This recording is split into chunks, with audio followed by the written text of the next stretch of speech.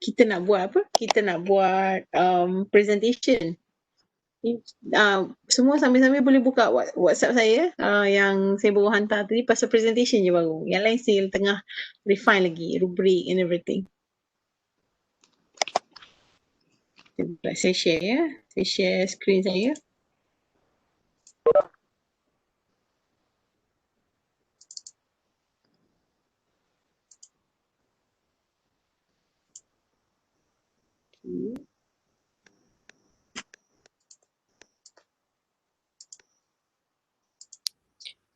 Doktor, dia problem sebab Webex ni dia pakai data yang tinggi. Sebab macam hari ni kan dah ada 4 kelas kan.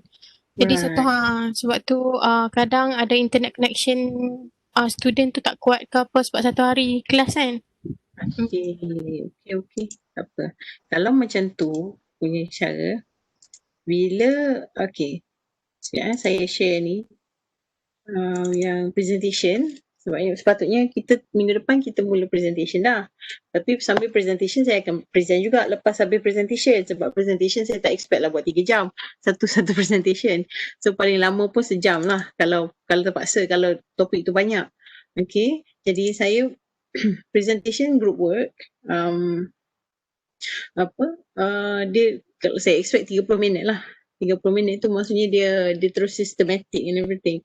Tapi saya kita dah bincangkan siapa ambil topik mana and then saya minta hantar awal sikit slides sebab saya akan tengok dulu baru dan saya expect akan revise lah 2-3 kali jugalah.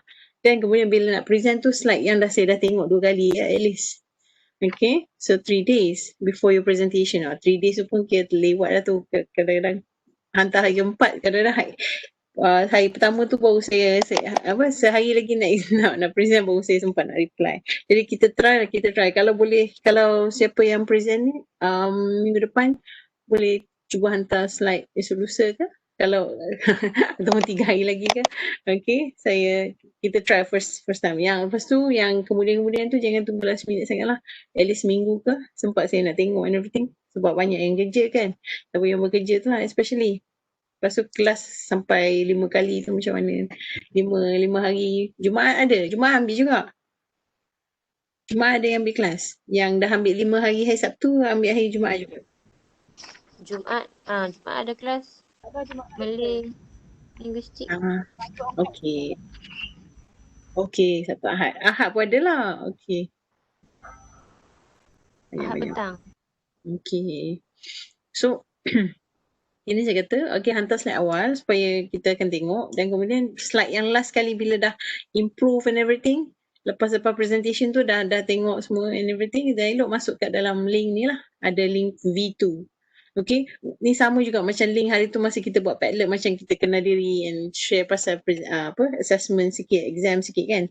So yang ni lebih kurang sama je, dia punya link, cumanya saya akan ada V2, V3, V4 lah. Dan nanti ada lagi assignment yang kena masuk Padlet. Itu pun dia akan V3, V2 semua. Link sama je. Just in case lah for your own understanding. Dia akan ada A201_SJDE, ni kod kursus kita, _assessment in learning, V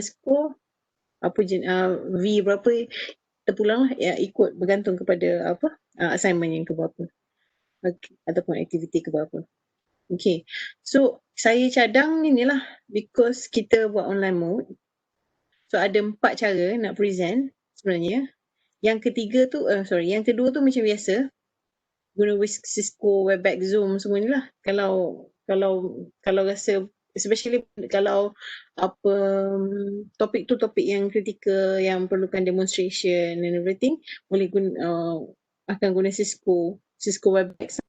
Kalau rasa nak ada video whatsoever, ada Zoom tu rasanya kita boleh guna 45 minit je yang free. Saya boleh lah create, tapi 45 minit je lah untuk Zoom.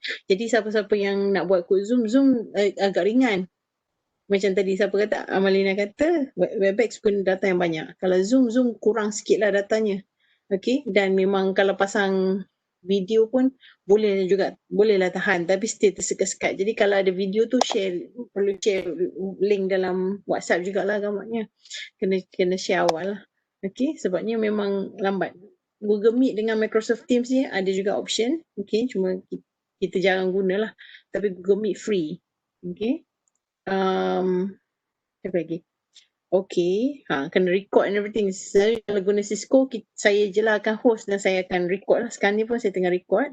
Okay, dan akan masuk YouTube. Dan kalau siapa yang terpaksa terkeluar masuk tu, dia akan balik ke YouTube lah. Tengok apa part yang dia tertinggal and everything. Okay. Okay, yang nombor 3 ni rasa paling ringan yang YouTube live, Facebook live. Kalau dia pandai buat Facebook live, YouTube live, saya buat guna Facebook live, YouTube live. Ataupun minggu depan tengoklah macam mana saya try buat YouTube live. Saya pernah buat sekali. It's not bad. Masuk guna YouTube, cumanya you guys tak boleh cakap lah. So basically saya akan boleh bercakap cuma dalam bentuk chat, live chat kan. Pernah gunakan YouTube live, pernah join kan? Pergi tengok Immortal Songs ke ataupun drama sangat ke kan. So ada yang buat YouTube live. Tak ada Facebook. No. Tak ada Facebook.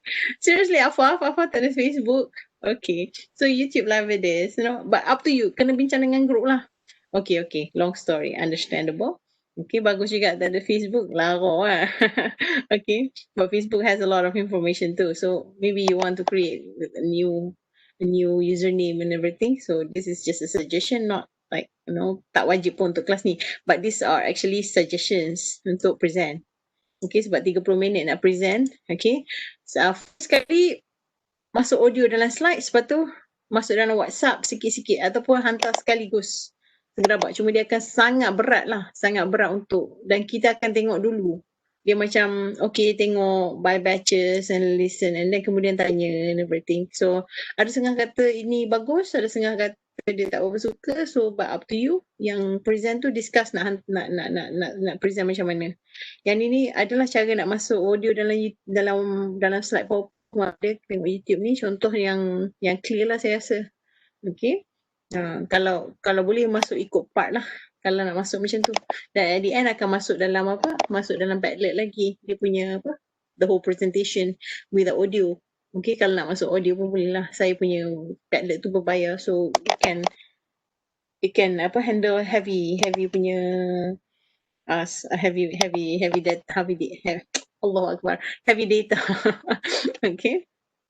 So, yang ni lah satu masuk audio dalam WhatsApp, cakap satu slides and then tapi bila explain slide, it's not reading tau. Kalau macam tu baik tak payah record. Okay. Yang ni kena explain sebab dalam rubrik pun nanti akan ada lah. Maksud you cannot read the slides. Jangan terlalu banyak lah. Read sikit-sikit okay. Okay, tapi jangan just read the slides and then you don't explain. Presentation means you are presenting something, some stuff with your ideas semua kan. Adalah pendapat sikit, adalah pengalaman sikit, adalah aktiviti sikit. Kalau dia hanya masuk ulang balik apa yang ditulis dalam slide, there's no point lah. Buat je lah. Okay, so I hope you understand yang pasal masuk suara dalam presentation. Okay. Present your slides on online ni, okay, yang ni tak apa kalau kita masuk guna Cisco, cuma nanti akanlah tengah-tengah akan tersekat dan make sure group yang present tu akan dia punya data okay untuk Cisco Webex sebabnya dan kalau kata kebetulan pecah presentation, seorang present ni, saya pernah ada experience 2 presenter tak boleh present dan 2 lagi tak tahu apa kawan dia nak present, jadi dia macam lost lah. Okay, sebab 2 orang lagi dia punya data tersekat keluar masuk 2 lagi dia jadi tak ada synchronization of within the team members tu lah. Okay, so siapa yang guna Cisco Webex make sure data okay and dan masing-masing tahu dan boleh tolong backup, and that's like teamwork lah. Even tak ada teamwork, but it's just the organization of the presentation tak ada, but organization ada kot. The organization and understanding of the topic tu adalah dalam kita punya rubrik pemarkahan. Okay, kalau kami tak boleh nak cover untuk dia sebab kami tak tahu apa dia present. Tapi jangan pula yang orang yang sepatutnya present tu dia tak present lah. At the end kita akan tahulah macam mana, sebab saya akan buat pula smaller groups of WhatsApp group sebabnya nak bagi feedback and everything lepas Sebab setiap kumpulan presentation tu akan ada smaller WhatsApp group. So jangan terkejutlah bila saya minta tolong nanti buat smaller WhatsApp group within our group, ataupun saya dah buat sendiri ke based on yang siapa yang saya boleh detect lah. Okay, kita akan ada smaller group dan kita akan present dulu, dan basically kalau participation dia dalam presentation tu discussion, she has or he has to contribute jugalah. Okay. Okay, tak apa, I know you say okay. Okay. Last kali yang ni ada satu cara yang memang saya selalu guna untuk YouTube channel saya. Siapa yang dah tengok YouTube recording yang first session last week tu, memang saya ada YouTube channel, dan memang dalam YouTube channel tu semua pasal lecture lah.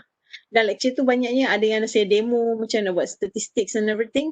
Yang tu saya record guna screen recorder. Nanti dengan kelas Dr. Nazwa akan belajar kot. Okay, speaking of Dr. Nazwa, nanti sekejap lagi saya nak tanya juga siapa ambil kelas Dr. Nazwa, siapa ambil kelas Dr. Shah. Sebabnya kita akan ada buat group collaboration dengan assessment collaboration lah dengan group Dr. Siti Nazwa dengan Encik Shah. So basically record your presentation using screen recorder. You can use Screencast-O-Matic, okay, Camtasia, free screen recorder, benda ni free. Screencast-O-Matic ni 15 minit kot free. So kalau nak buat lebih, so kena buat part 1, part 2. Okay, Camtasia I think ada trial version tu full, boleh guna full. Free screen recorder ni saya tak pernah guna, tapi saya boleh tengok it's free. Nampak macam sangat friendly with window. So mungkin boleh cuba, siapa yang boleh cuba. Okay. And at the endnya saya rasa if you don't have YouTube channel, it's time to have YouTube channel now. Kalau boleh buat. Okay, seorang pun tak apalah. Not everybody has to upload kan. Siapa yang sedia nak ada YouTube channel dan dia boleh tolong upload bagi pihak group dia, I think it's easier untuk semua orang nak go through. Especially. Tapi markah based on Padlet lah. Dan Padlet punya upload. Kalau masukkan dalam tu, masukkan slide yang dah final yang tak ada typo and everything. Okay, saya memang ada masalah sikit dengan typo. Kadang-kadang saya ada typo, tapi kalau boleh saya agak saya akan very particular because of the spellings and stuff lah. Kita cuba bagi check spellings and everything sebab dia akan kacau lah. Okay. So kalau yang 1, 2 dengan 4 tu boleh share dulu dengan respective WhatsApp group. Okay. Even kalau buat nombor 3 pun boleh. Cuma nombor 3 tu tak payah masuk YouTube lah. Sebabnya kalau ada Facebook live atau YouTube live, automatically lah. Kita kata dia tak ada Facebook live. So kita cubalah jangan buat Facebook live. Kita guna YouTube live lah. Kalau siapa yang rasa boleh guna YouTube live. YouTube live is relatively senang lah macam buka YouTube. YouTube tak guna banyak data saya rasa. So it's doable. Okay. Cuma nak saya tak boleh. Dia lambat sikit lah nak tengok chatting and everything. We have questions and stuff. Okay. So these are the contents. Macam yang pagi tadi. Yang hijau ni saya present. Dan semuanya saya ada nota semuanya. Semua saya ada nota ni. Saya akan share semualah. So saya akan share, try masuk pelan-pelan yang boleh. Tapi you guys have to do based on your own too. Okay. Dan share juga dengan saya lah. Dan saya akan try juga feedback and lecture again. Ataupun tambah. Kadang-kadang saya tak lecture lah sebab kalau presentation tu dah okay, dah awesome, dah super, dah clear, everybody boleh understand.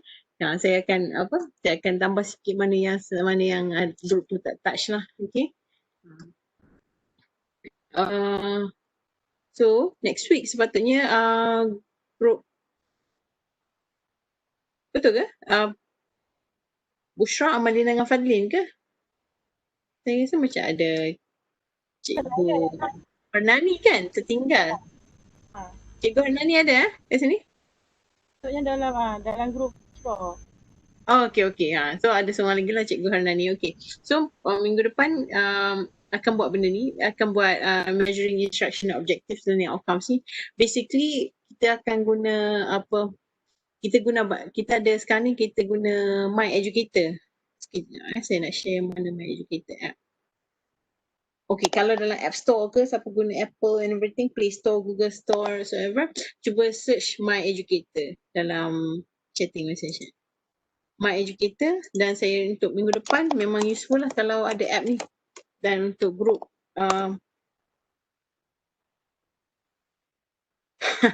okay, apa kata nak guna Facebook lah bagi tahu. Okay. Fake account je. Okay. So yeah, My Educator. Nanti cuba download app ni. App ni dalam phone is really useful. Kat sekolah pun boleh guna, boleh share dengan cikgu-cikgu kat sekolah. Sebabnya kita punya UTLC ada create satu My Educator ni untuk belum taxonomy. Okay.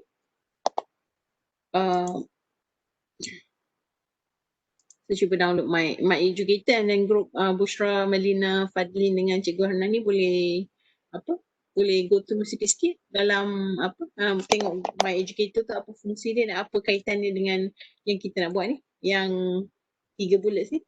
Kan macam mana kita nak tulis hasil pembelajaran yang efektif, taxonomy, learning 3 ni, kognitif, efektif, psikomotor. Selalu kalau dalam exam kita akan tengok yang ni saja, PSR and everything. Tapi sekarang ni dalam PBD, pentadbiran bilik darjah and even PAJSK, kan, siapa yang faham pentadbiran berasaskan sekolah tu ada efektif dengan psikomotor, banyaklah dah masuk. Tapi kalau exam, quiz semua tu still lagi kepada kognitif lah, susah lah nak buat efektif dengan psikomotor dalam final exam. Memang tak susah nak measure, macam mana kita nak ukur. Okay, siapa boleh bagi tahu apa maksud measurement? Sambil-sambil kalau dah siapa yang sempat baca slide saya yang introduction tu. Even last week pun masa dekat recap, masa at the end of the slides tu pun ada satu slide saya buat dua bahasa Inggeris satu, bahasa Melayu satu, maksud measurement, assessment, test, evaluation. Okay, apa maksud measure? Sebab nak ukur efektif, nak ukur psikomotor, mengukur.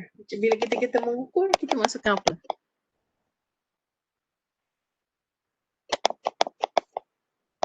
Anybody? Boleh? Okay. Tak apa. Later. Okay.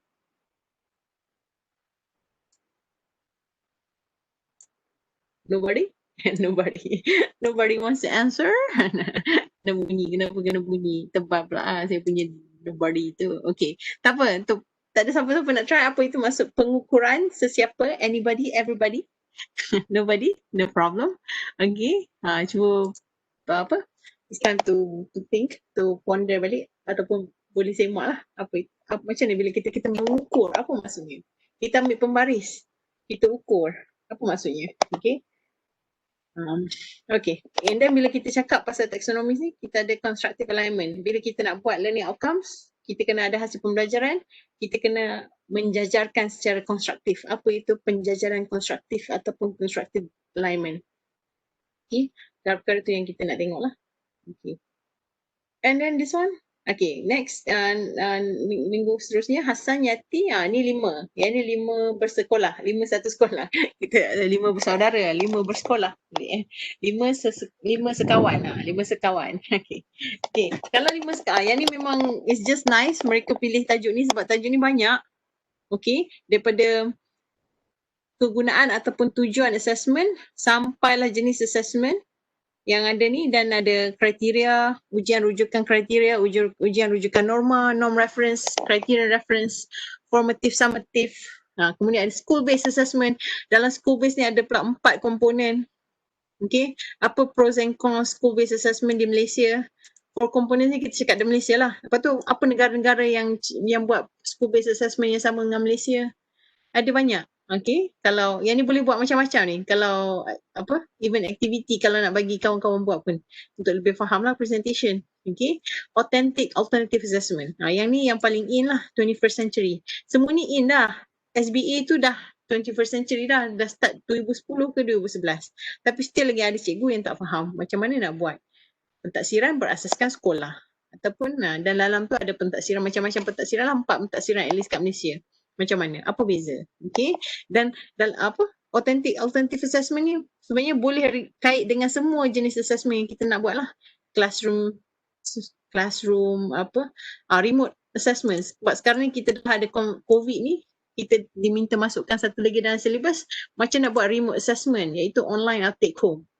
online ni kita faham lah, mungkin kita bagi quiz, benda yang quiz kita buat online. Macam assessment kita nanti akan adalah 2 quizzes. Saya dah bincang dengan kelas Prof Nadia Dr. Isha, beliau pun nak buat, beliau kata 40 final exam tu basically ganti dengan quiz. Quiz 2 kali 20%. Semuanya last kali, last masa hujung semester, 2 quizzes. Okay. So which is good lah, semua orang dah habis present and everything, dan semua orang dah dah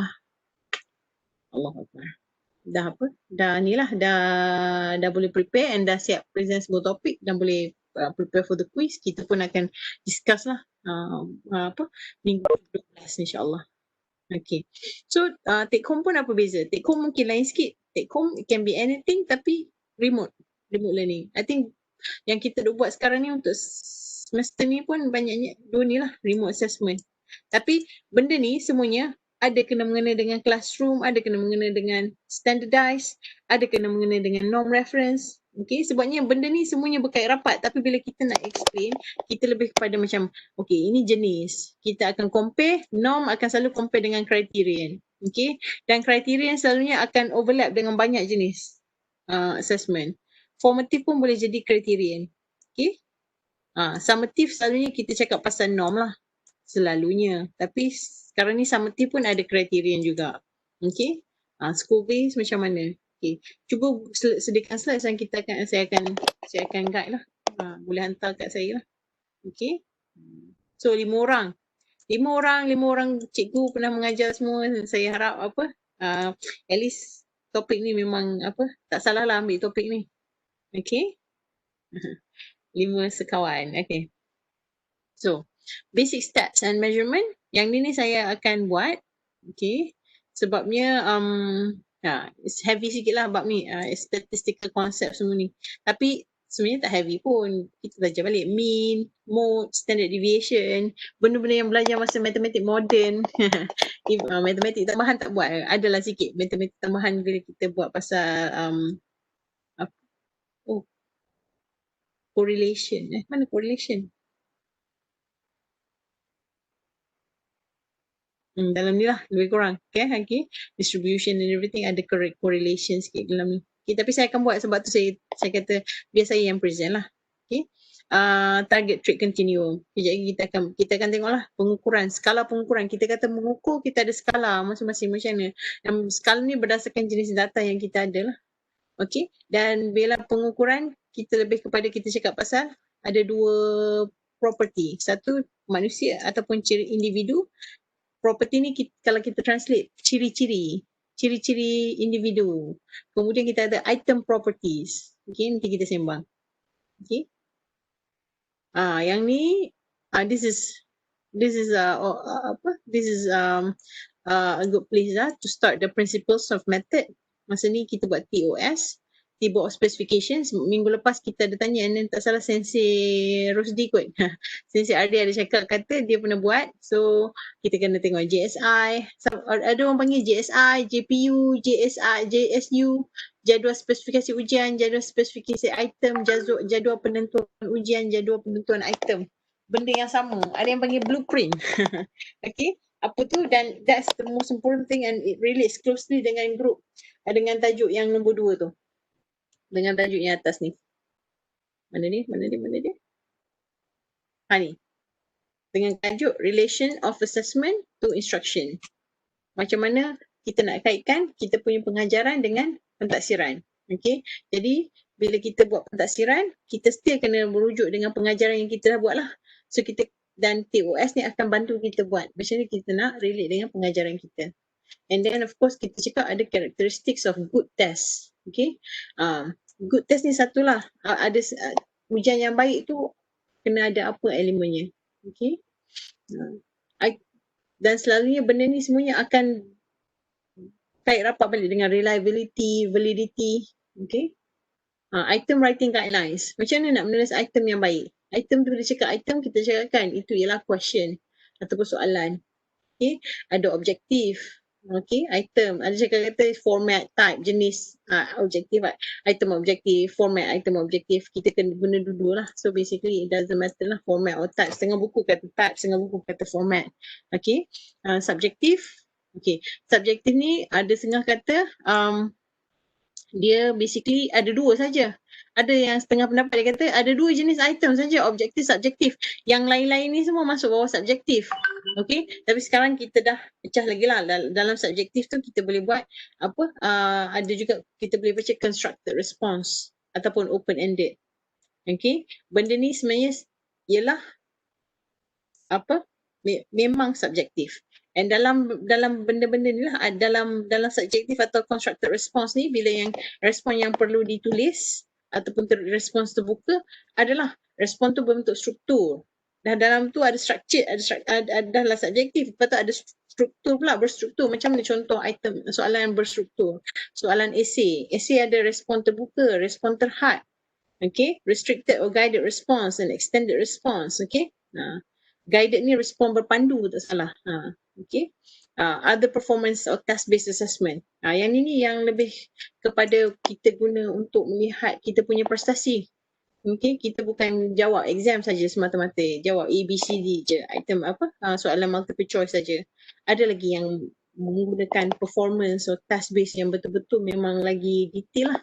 Ataupun memerlukan apa, pelajar tu betul-betul faham apa yang dia nak buat, bukan sekadar hafal. Okay. Bukan sekadar macam bad genius. Okay. Kemudian bila dah ada tu kita kena takbir ujian. Okay, jadi kat sini ialah prinsip-prinsip pentadbiran ujian. Okay, bila prinsip-prinsip pentadbiran ujian ni kita go through, kita banyak cakap pasal test accommodations for special needs students. Okay, dulu kita tak banyak sangat peduli pasal ni, tapi sekarang ni kita dah ke arah, kita dah lebih peka kepada pelajar berkeperluan khas, kurang berkeupayaan, pelajar kurang upaya dan pelajar berkeperluan khas ataupun bermasalah pembelajaran. Tak salah, dia punya term BKBP, something like that. Okay, so time Syifa, Aina, Arika, this is the time bila nak masuk principal task administration ni, pentadbiran ujian macam mana kita tengok, MUAT ke, SPM ke, lain ujian, lain cara pentadbirannya. Lepas tu kalau ada pelajar-pelajar yang memerlukan akomodasi, macam mana kita nak bagi, apa itu test accommodation first. Okay, and then scoring procedure ni saya masuk sebabnya yang ni saya nak, it's not that difficult and benda ni straightforward and I think sangat senang, jadi tak ada lah untuk yang buat yang susah. Jadi yang tu saya buat, hopefully habis apa test accommodation tu kita masuk sikit bab scoring procedures minggu ke-7. Okay, item analysis, item properties. Ini okay, yang ni kalau saya this is when you really need to demonstrate. Kalau nak cerita dalam WhatsApp saja ataupun nak buat dalam audio saja mungkin tak berapa berkesan. Saya memang cadangkan tunjuk demonstrasi lah. Okay, sebabnya kita kena ada juga pengiraan manual dan saya memang tak berapa nak galakkan sebab kita bukannya buat matematik, kita buat pentaksiran. Pentaksiran ni kita boleh guna calculator, kita boleh guna Excel. So you can use all different types of stuff and I can send you some stuff. Okay, and remind me kalau group Afaf, Kamil, Raihan, Rusli, Cikgu Sensei Ardi, remind me I have some ni lah, bahan. Dan salah saya yang ni akan ada kita punya homework macam tu kita kena buat juga masuk dalam assessment kita nanti, item analysis. Okay, so kita akan calculate macam nak interpret kesukaran, item kesukaran, kesukaran pula. Kesukaran item difficulty index, okay, and then item discrimination index. Okay, distractor analysis, macam ni kita nak tengok distractor pula. Minggu lepas Cikgu Yati, Cikgu Sains kan, Cikgu ajar Sains, Puan Yati ada kata kita kena bagi satu soalan tu, memang kalau soalan tu kita kena bagi satu soalan yang betul-betul jawapan. Kan bila kita bincang pasal apa, which one is 2420, right? So ada banyak cara. Lepas tu macam mana satu soalan pula, mana satu buah yang berwarna hijau ataupun mana satu buah yang berasa masam. Bila kita nak ukur benda-benda macam tu, so kita kata kita kena tengok distractor analysis baru kita boleh analyse lah sama ada pengganggu yang dibagi tu ialah bagus ataupun perlu diubah.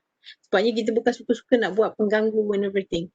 Ada satu kes betul-betul dia berlaku, this is really based on true story. Soalan percubaan peringkat negeri, I'm not going to tell negeri mana, ataupun maybe peringkat daerah tak salah. Dia ada kan, dia ada macam sekarang ni ujian kecemerlangan peringkat-peringkat daerah, peringkat-peringkat negeri. So dia tanya pasal apa, siapakah tokoh Islam, something like that.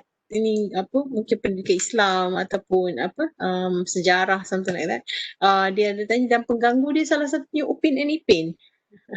And that is really upsetting lah. That is macam ni dia jadikan salah lah. Itu ialah medium yang salah untuk berjenaka. Okay, to joke about that in the exam, jadikan dia pengganggu yang tidak bermakna lah. Kita membazir lah basically. Okay, and how we can improve the test. Sebabnya bila kita dah analyse item kita yang kita dah tulis, kita dah buat soalan, kemudian kita dah tengok, kita dah analyse, buat analisis, macam mana kita nak improve lah soalan-soalan tersebut. Okay. Okay, dan kita masuk reliability. Yang saya kata reliability dengan validity ni semua peringkat ada. Semuanya akan relate. Bila kita cakap pasal item analysis, kita cakap pasal reliability. Kita cakap pasal validity. Bila kita nak buat score pun kita ada. Bila kita nak make sure apa, nak tabik ujian pun kita cakap pasal reliability dengan validity. So basically validity dengan reliability adalah foundation ataupun asas ataupun tunjang dalam pentaksiran. Okay, tapi kita akan cakaplah sikit pasal true score or classical test theory sikit. Kita cakap pasal error. Apa yang dalam exam, dalam measurement ni kau boleh kita tak nak ada error lah. Sepanjang yang kita dalam test yang ujian kau boleh kita buat, kalau satu ujian yang kita terpaksa keluarkan satu ujian saja untuk satu negara tu, kau boleh kita dah make sure betul-betul error tu dah minimize. Error tak boleh lari. Dalam pentaksiran assessment kita mesti ada error. Tapi kita tak boleh lari lah dalam tu. Sebabnya kita mesti ada error, dan apa, macam mana kita deal dengan error tu ialah masa kita buat setiap steps of ujian tu. Daripada berancang, buat apa, relate dengan kita punya hasil pembelajaran, dengan daripada kita buat GSU, GSI kita, sampai kita tulis item, sampai kita takbir item, sampai kita analisis item. Everything. Semua tu kita tak mau ada error. Kita nak kurangkan error. Error mesti ada. Benda yang kita tak boleh nak kawal, kita kata random error. Benda yang kita kata berlaku systematically, itu dah menyebabkan bias. Bila error tu berlaku secara sistematik untuk sesuatu kumpulan, contohnya error tu berlaku untuk semua kumpulan B40, systematically, maksudnya ujian kita tu dah bagi bias. Dah ada bias kepada grup B40. So error tu secara sistematik berlaku pada kumpulan B40. Okay. Ni factors influencing measurement error ada banyak lah. Dan daripada saya kata tadi, daripada merancang pada awal-awal based on hasil pembelajaran sampailah kepada kita score, kita bagi markah dan kita analisis. Ni dan cara kita nak assess reliability ada begini beberapa cara. Ada yang boleh kita uji semula, kita buat apa, soalan yang setara atau selari. Okay, yang ni ada yang mention minggu lepas, kata kita boleh buat 2-3 soalan ujian yang sama konten tetapi lain lah. Yang sama konten maksudnya dari segi kandungan kurikulum, tapi soalan lain-lain lah. Item dia ubah sikit ke, ubah nama, ubah tarikh, ubah konteks sikit.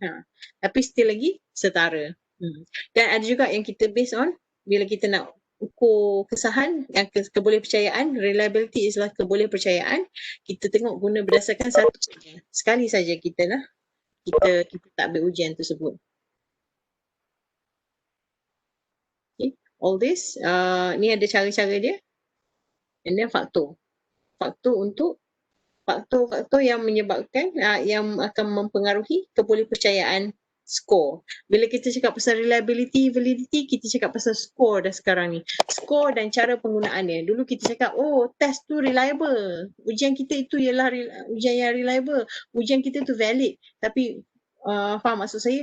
Ujian bukan ujian yang valid. Score yang terhasil daripada ujian kita tu yang kita nak tengok reliable ke tak, valid ke tak. Okay? Dan cara kita guna score tu untuk menentukan masa depan manusia, untuk menentukan masa depan anak-anak murid kita, yang kita nak tengok sama ada cara kita guna tu valid ke tak, reliable ke tak. Okay. So boleh, dalam buku teks masih lagi ada kan kata valid test, which is not bad, not wrong, because ni kita still lagi tengok valid test tu hanya dari segi konten lah. Test yang valid ialah dari segi konten. Ia mengukur apa yang ia hendak diukur. Kalau dia nak ukur saiz, dia memang tanya soalan saiz. Dan untuk aras yang sesuai. Jadi itu ialah test konten.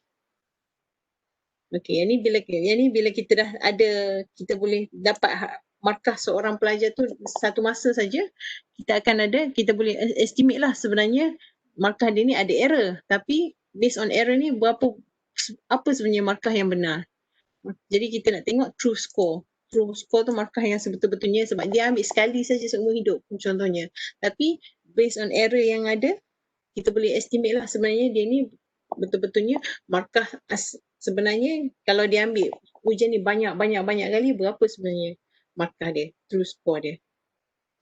Dan inilah sekali validity and validation. Oh bukan, ada satu lagi, test fairness. 3, reliability, validity dengan fairness in testing. 3 tu ialah tunjang utama. Kita tak mau ada test yang bias. Okay. Dan dalam sini validity ni banyak dan saya tengok tak ada orang ambil, which is okay because I'm going to present, I'm going to share with you. We have all this kind of stuff. Dia lebih kepada konsep, tapi kita ada cara macam ni kita nak buat validity. So dulu orang cakap pasal validity saja. Sekarang ni people talk about how to validate. Kita dah tahu, okay, validity ada 3 ni, construct, content, criterion. Tapi sekarang ni macam ni kita nak make sure kata benda tu betul-betul sah. So we do the validation process. Validation process ni kita akan cakap, bila kita cakap pasal validity, kita kena ada bukti. Apa bukti yang kata kita dah follow dah all the validity punya proses. Okay, nak tunjukkan kita punya pentadsiran tu sah. Ataupun ujian kita sah dan penggunaan skor kita sah. Skor kita pun sah. So, okay. Kita cakap pasal bukti. Dan bukti-bukti ni based on standards yang AERA, APA, NCME saya dah tunjuk minggu lepas, buku pasal standards. Okay. And we have all this kind of evidence. Evidence based on test content, response processes, internal structure, external relationships and consequences. Okay. Akibat ujian tersebut pun boleh jadi bukti. Kalau akibatnya sebab kita terlalu pulun sangat test tu dan at the end-nya kita mengajar ke arah ujian, kita hanya mengajar untuk ke arah ujian, maksudnya untuk murid-murid lulus exam, itu ialah consequences yang negatif. Okay, ada tak? Siapa boleh bagi contoh? Cikgu mengajar ke arah ujian? Anybody? Selalunya dalam ujian apa yang selalunya kita kata? Bila at some point, okay, cikgu kata, okay, hafal lah. Yang ni ada potensi nak masuk exam. Sejarah Doktor. Siapa cakap tu? Zairo. Oh, Zairo. Ya, Zairo. Okay. Sejarah. Lagi? Yeah, good question. Good example. Cuba baca. Kali ni akan masuk pasal apa? Pasal sejarah Jepun menjajah tanah Melaya. Baca pasal Jepun. Make sure kena hafal. So kita pun hafal lah. Okay, that's the consequences. We are teaching to the test. Okay, tu Zairo cakap. Ada lagi tak? Yang selalunya berlaku kat STPM.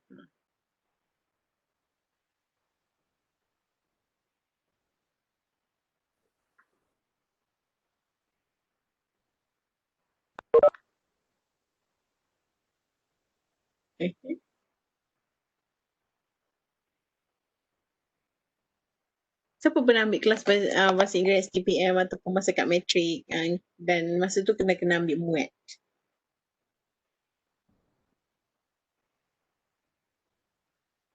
MUET is another famous example of negative consequences of a test. Kita ada evidence, maksudnya cikgu mengajar ke arah test. Dia tak kreatif dah, dia tak ajar dah cara-cara betul-betul macam mana really nak bagi budak-budak suka bahasa Inggeris. Dia lebih kepada macam mana nak hafal untuk apa yang, macam mana kita nak score MUET.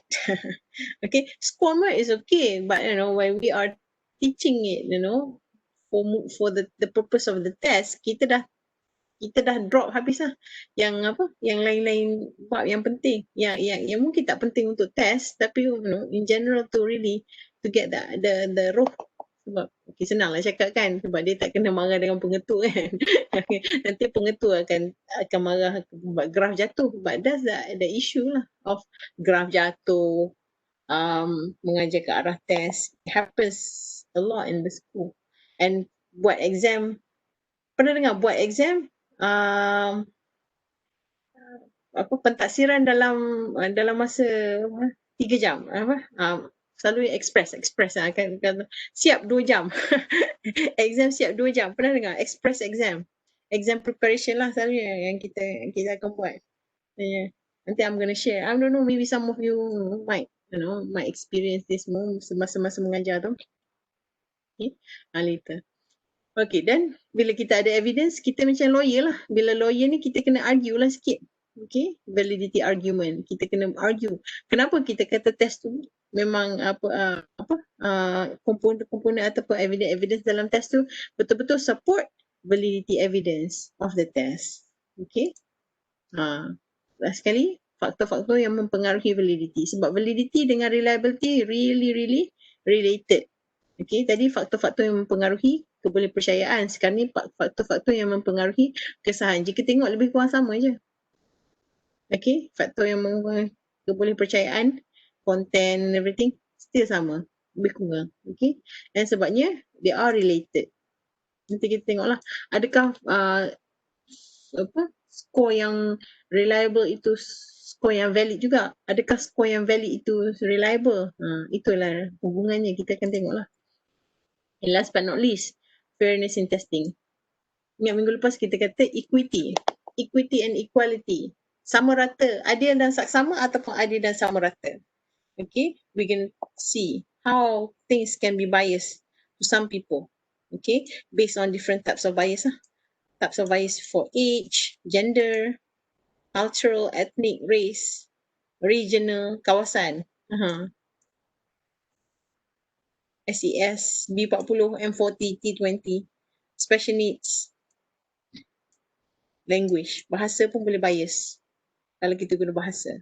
And that's why I said in our pentaksiran dalam assessment and learning, pentaksiran dalam pembelajaran, walaupun medium yang saya buat memang all the course slides, notes and exam course slides majoritinya dalam bahasa Inggeris lah. Okay, and syllabus and everything. But then when you answer exam, even exam questions akan ada di bahasa. InsyaAllah. Sebabnya saya buat dengan Prof Isha lah, sebab dua grup yang sama. So saya punya memang di bahasa with saya. Okay. Concept of test fairness ni, framework of test fairness and everything. Yang ni sikit lah pasal kita nak cakap pasal keadilan lah. Equity and equality again. And this is the suggested. Hopefully minggu 12 kita dah wrap up, kita dah discuss, summarize balik semua benda yang kita dah buat 11 minggu ataupun actually 10 minggu lah. Minggu lepas kita lebih pada warm up and everything. Tapi minggu lepas pun kita dah cerita dah. Sikit dah masuk. Minggu ni pun dah masuk kan. Okay. Quiz 1, all topics. Quiz 2, all topics. Ini cadangan lah. Sebabnya final exam kita mula berapa bulan? 11, sorry.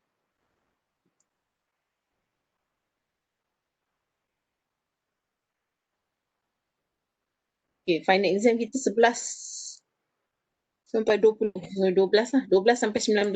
Maksudnya dalam jangka masa seminggu akan ada, dan kalau boleh bagi tahu. Sebab dia akan clash. Sebabnya bila online quiz ni saya akan bagi buka masa lah sikit. Buka masa macam masa menjawab. 9 sampai 6 petang. Okay.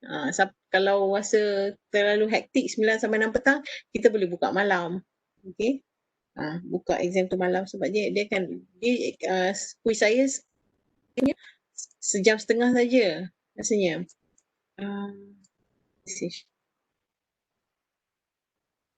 Tak ada suara. Okay. Where is the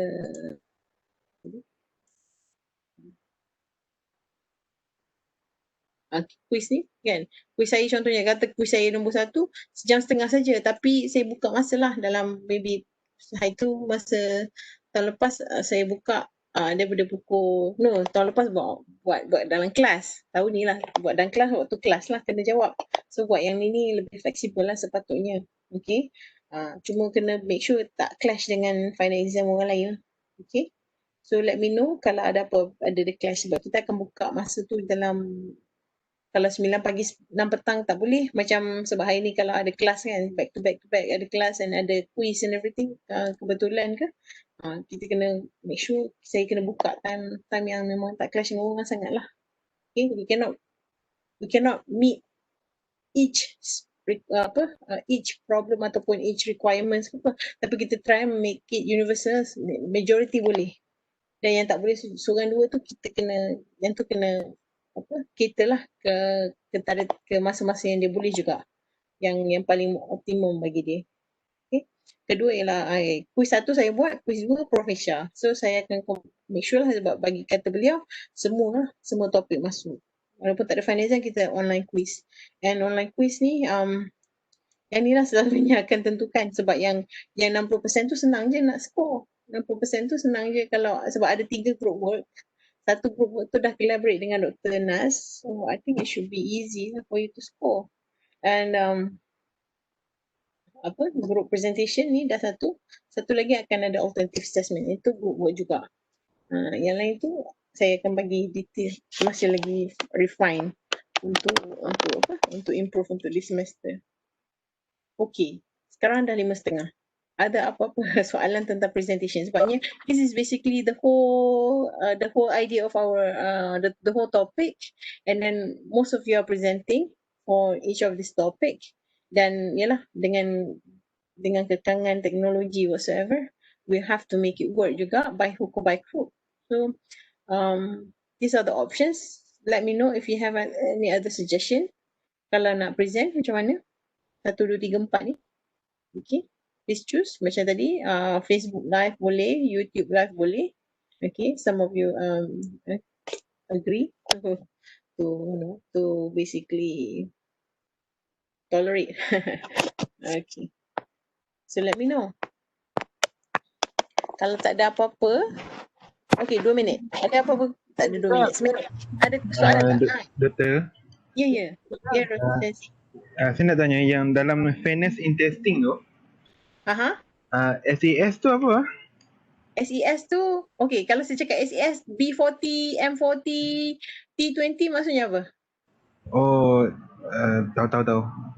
Social, Economic, Status. SES. Okay. Siapa? Ni Zairul ke Sensir Ardi yang cakap? Zairul. Oh, Zairul. Okay, sebab ada 2 tengah keluar nama. Okay. Saya doktor. Ya, Rosy. Okay. Okey, ni grup saya ni kata nak tukar tajuk. Kenapa? Tak tahu sebab ada yang kata susah sebab nak kena demonstrate tu yang payah. Oh, tak boleh. Kena cakap. Tak ada. I'm just kidding. Okay, yang mana? Demonstrate tu lah. Senang sebenarnya. Item analyze. Mana? Item analyze. Okay, sekejap kita nak ambil. Lepas tu nak ambil apa? Tak tahu sebab dia pun nak tukar, tak tahu nak tukar apa. Ada yang kosong lagi tak? Yang kosongnya validity tadi lah. Selain validity? Yang tu saja kosong setakat ni. Itulah kata first come first serve. Aduh. Ya ke? Validity pun banyak. Saya memang suggest sebab nampak susah. Kalau ikutkan yang reliability lagi challenging sikit. Sebab dia nak kena tunjuk jalan kira. Ni pun kena demo juga basically. Tapi yang calculate ni sebenarnya, this is the, katanya sana. Doktor, item analyze ni, calculate ni dia kan kita akan buat macam contoh, dalam satu soalan tu, ada 100 orang student yang ambil yang menjawab. Lepas tu ada yang salah, kita akan tunjuklah kan bagaimana dia salah. Macam tu kan cara pengiraan dia. Tu sikit lah. Okay, kita akan tunjuk item tu kenapa boleh salah. Susah ke tak item tu? Susah ke, senang ke item tu? Diskriminasi dia bagus ke, tak bagus ke? Kita belum. Kalau ikut saya faham pasal item analysis ni, tapi grup saya yang lain. Dia aku cepat. Afaf, Kamil dengan Raihan. Cuba pujuk dia orang. Itulah. Apa kata susah? Okay. Sebab dia lebih kepada ni lah, sebab dia guna analisis. Sebenarnya dalam YouTube saya pun ada banyak. I really hope one one group can do this because it's really interesting. Sebab saya dah ada banyak nota and I can share. Cuma kalau nak fikir nak ubah, saya boleh ubah yang kosong lah, validity, which is validity. Okay, macam ni doktor, kami bincang dulu malam ni. Kalau okay, kami itulah nanti bagi tahu dalam grup. Okay. Boleh. Okay, thank you. Pujuk mereka. Nanti dah pujuk. Okay, masih doktor. Okay, sama. Nanti saya akan share semua dan kita akan buat group, smaller group. Kan, setiap ni akan buat smaller group WhatsApp lah. Sebab senang nak bincang. Saya rasa WhatsApp is the best medium pun setakat ni. Dah 2 semester buat. I think apa-apa dulu bagi email. Email susah pula. Asyik seorang je yang respon. Yang lain bila saya bagi feedback tak dapat respon properly. So saya buat dalam WhatsApp group, semua ada, boleh dapat all on the same page.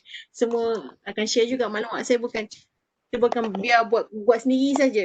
Saya akan guide lah insyaAllah. Okay, baik-baik doktor. Okay, terima kasih. Okay. Ini ada lagi concern ke yang nak tukar tajuk ke, yang kata okay nak buat lah item analysis dah group group Rosli tak mau buat, group Sensei tak mau buat. Doktor. Ya, saya. Siapa? Hasan. Okay, Hasan. Apa slide tu dalam bahasa boleh kan? Boleh. Bahasa Melayu boleh? Present pun boleh bahasa Melayu? Okay. Duk.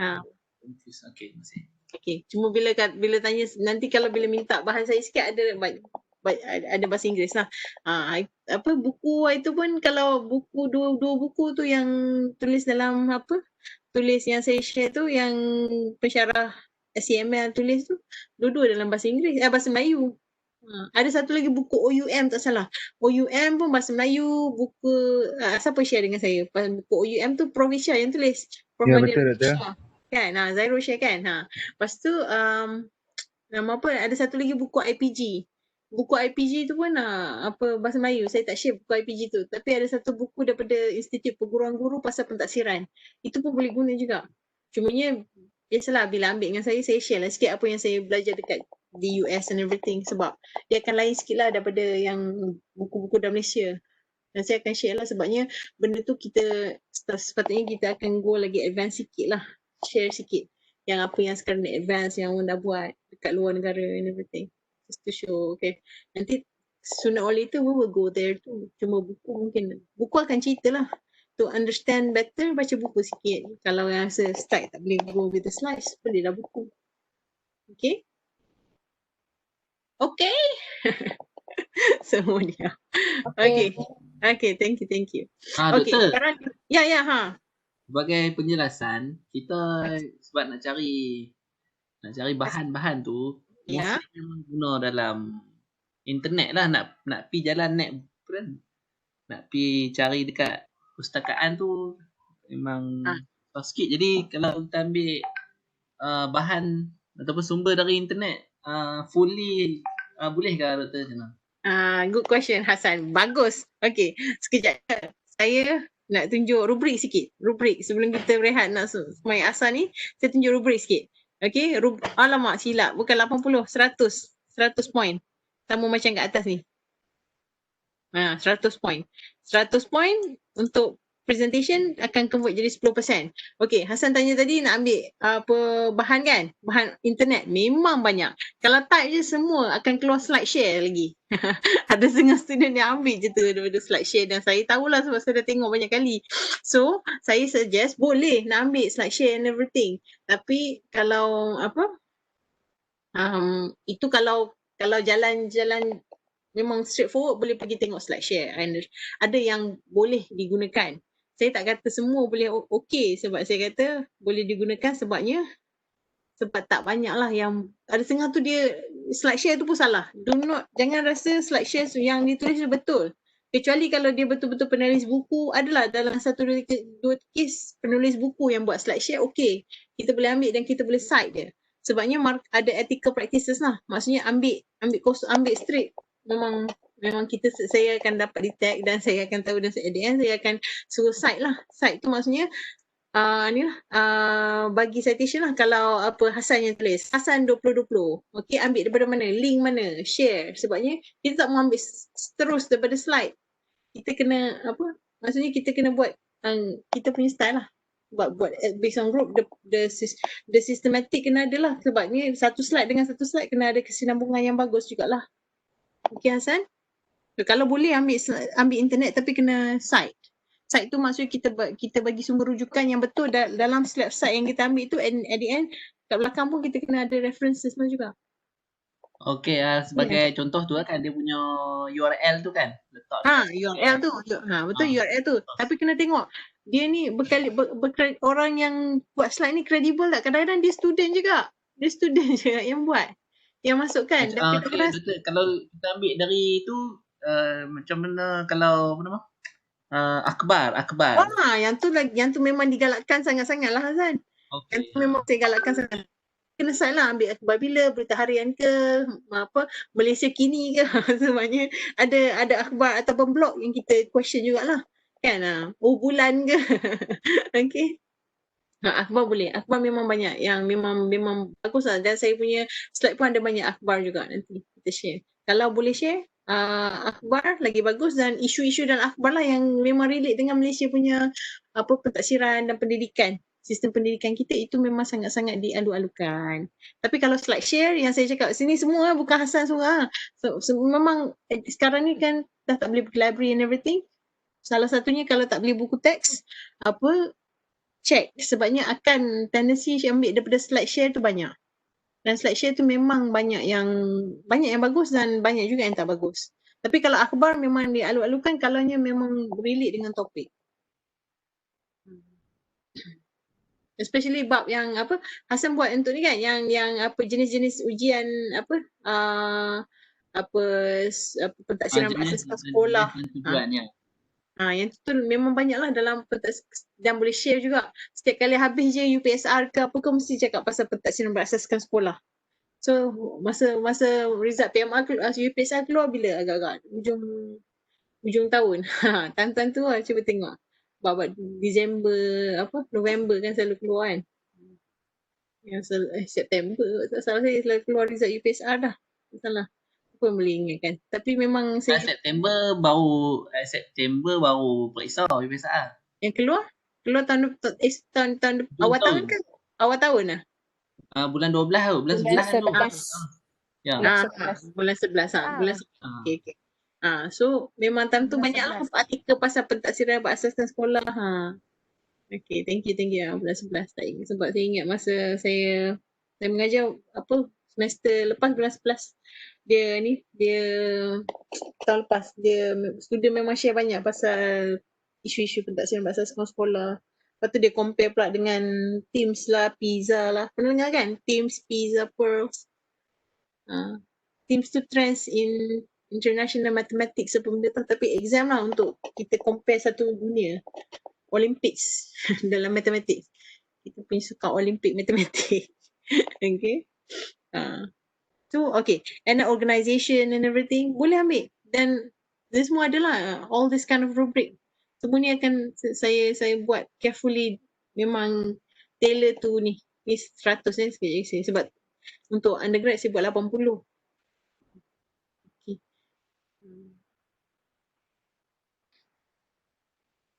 Okay, so organisation systematically organized.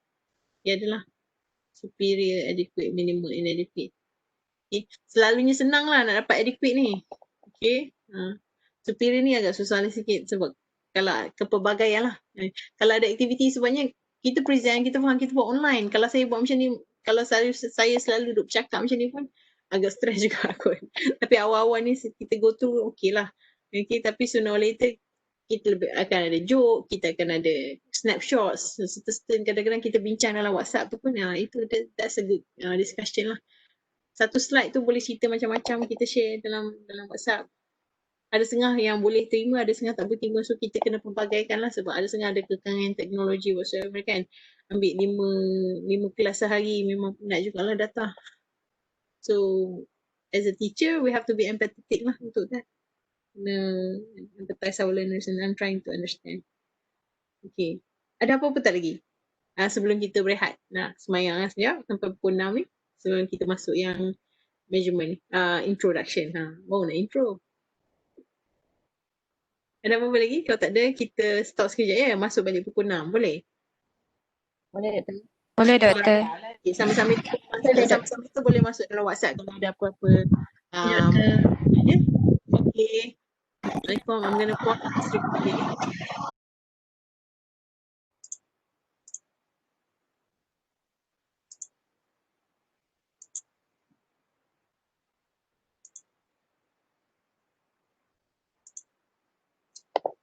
Okay.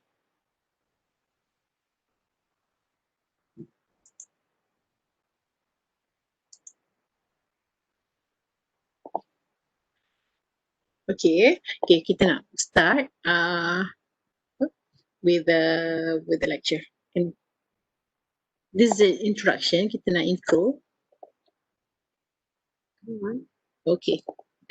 Oh, by the way, I kind of like prefer lah kalau bukan prefer, memang saya harap dalam presentation nanti, slide presentation, at least ada outline untuk setiap yang kita untuk setiap topik lah, ada outline apa yang nak bincang and everything, what is sub topik under presentations. Okay. Measurement. Okay, again, measurement, test, assessment, evaluation, dia punya bahasa, kita translate-nya, measurement, pengukuran, test atau ujian, testing, pengujian, assessment, pentaksiran, evaluation, penilaian.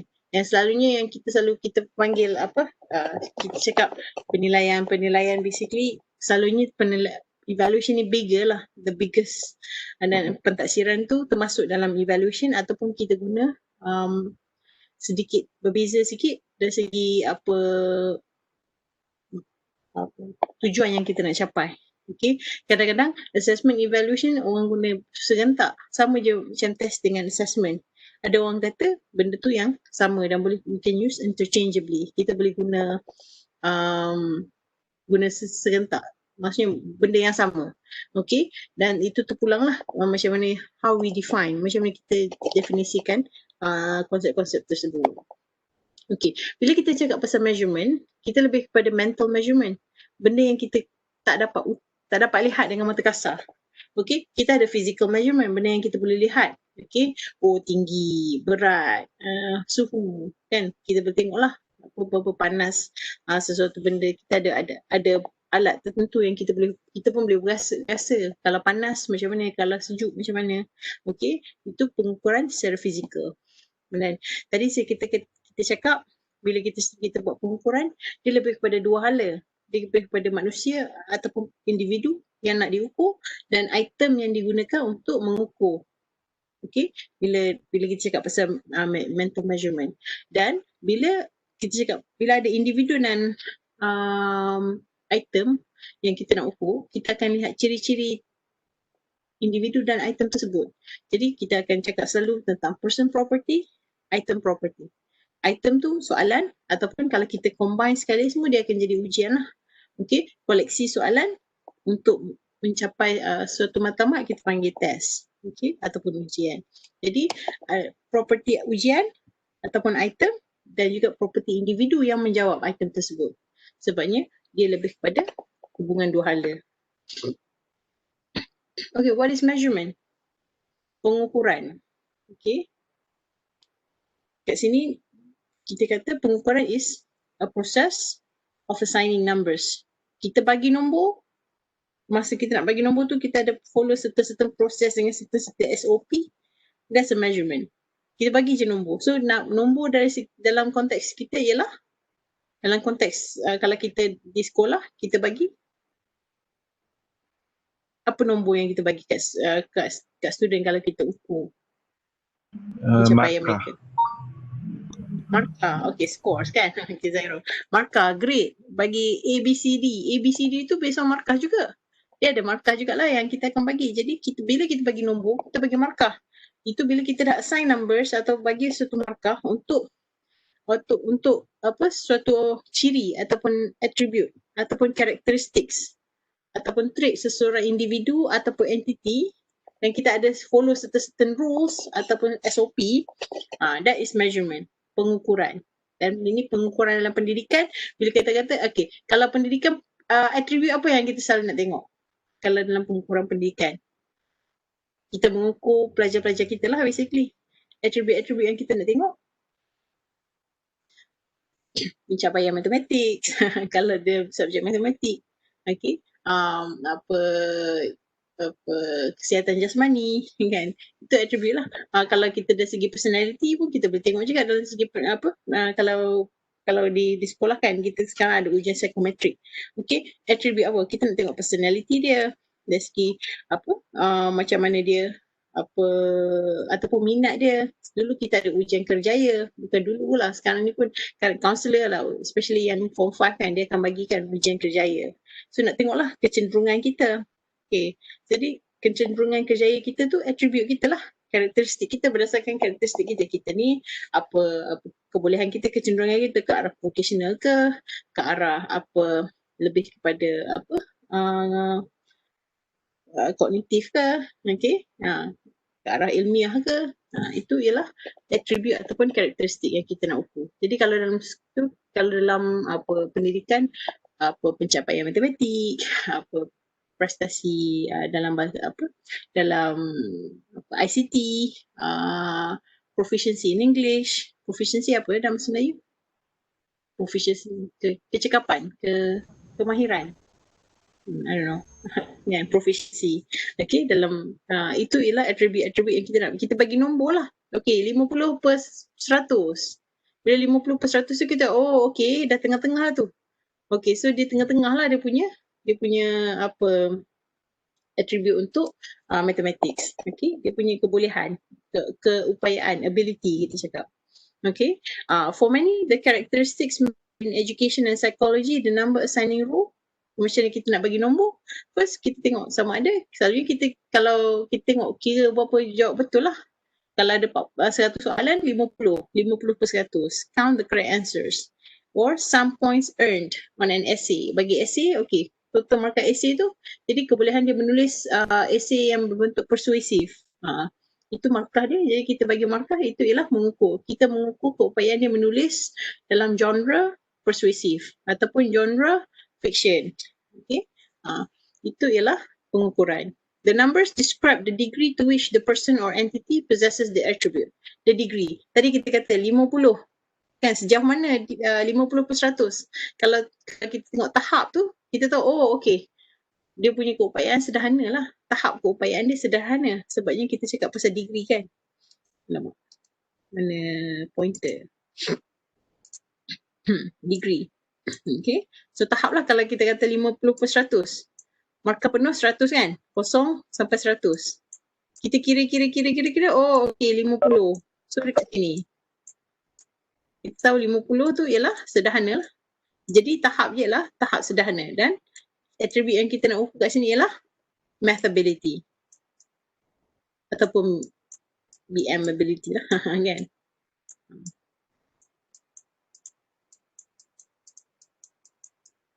So ini ialah attribute ataupun characteristic. Okay. Answering questions about how much, berapa banyak, and how confident we are in our obtained answers. Kalau kita boleh jawab je berapa banyak dan berapa confident, kita betul-betul confident dia memang 50. Memang sekali ambil ujian tu memang 50, memang itu kebarangkalian dia punya markah matematik, memang dia punya keupayaan matematik memang sederhana.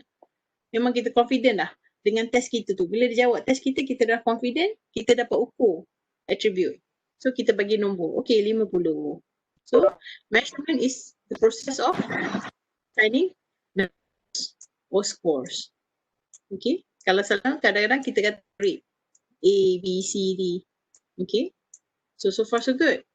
Any question about measurement? Okay, moving on. Okay, so ni ada beras, seguni beras. How measurement works? The rice example. Kat sini saya tanya, how much rice is there? What are we measuring? Apa yang kita ukur? Bullet point pertama saya kata, berapa banyak beras ada dalam gambar ni? Apakah yang kita ukur? Macam mana kita ukur? Apa Berat. maksud tu? Okey, cikgu tadi. Okey, beras. Berat. Okey, kita nak ukur berat. Okey. Berat. Jisim berat. Okey. Itu kalau apa-apa nombor 2 lah. Okey. Bagaimana kita nak ukur? Nombor 3. Guna apa? Syafiqah? Penimbang. Penimbang. Okey, okey. Okey, apa maksud dia kalau kita ukur berat tu, berat dia sekian-sekian, apa maksud dia? What do the measures mean? Ukuran tu. Apa maksud ukuran tersebut?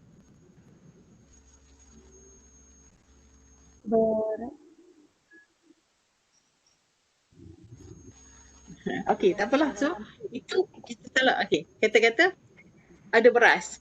Beras ni dalam kampik ataupun guni. Kan? Guni. So, bila kita tengok guni, kita tengok apa? Kuantiti berat jisim, macam Cikgu Ana ni kata. Okey, macam mana kita nak ukur? Okey, kita guna ukur penimbang boleh? Ke kita guna cawan? Okey. Ke kita guna mangkuk? Oh, kita guna penimbang. Just nak tengok. Dan nak menimbang tu pula macam mana lah. Kita akan guna metrik ke? Kilogram? Ke memang kita just gram. Okay. So apa maksud maksud ukuran tu? Kalau dalam kilogram apa maksudnya? Kalau dalam cawan apa maksudnya? Okay. So kat sini kita kata okay. Tadi kita kata berat. Berat tu ialah trait lah. Okay. Trait. Kalau dalam physical measurement, kita kata yang atas ni lah. Yang the first part ni. Alamak.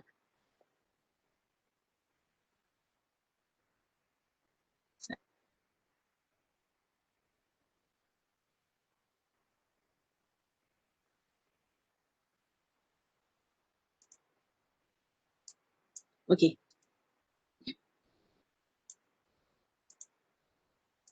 So, yang atas ni ialah physical measurement lah. Tadi kita kata trait. Trait beras tu kita nak ukur weight ataupun mass. Okay, ukuran kita dalam bentuk kilogram, gram, pound. Kalau American lah, pound. Okay. Okay, kalau temperature, kita tahu okay, temperature ada degrees. Degrees pula ada Fahrenheit, ada Celsius, ada Kelvin. Okay, kalau tinggi kaki, inci, meter, sentimeter. Okay, all those kind of so jadi setiap trait ni ada ukuran dia. Okay, jadi kalau kita kata ukuran, okay, kita nak ukur mental measurement. Tadi kita kata ni physical. Ini mental. Okay, so kalau mental, kita kata okay, kita nak ukur pencapaian ataupun intelligence atau kecerdasan dia, IQ. Macam mana kita nak ukur? Bila kita tengok ukuran dia, kita tengok skor ujian IQ. Yang kita tengok lah, oh okay, high ke, genius ke, ataupun lembam kan, kita panggil lembam kan, bermasalah pembelajaran. Okay, achievement. Okay, apa ukuran dia? Ujian pertengahan tahun punya skor. US lah, dia punya macam mana?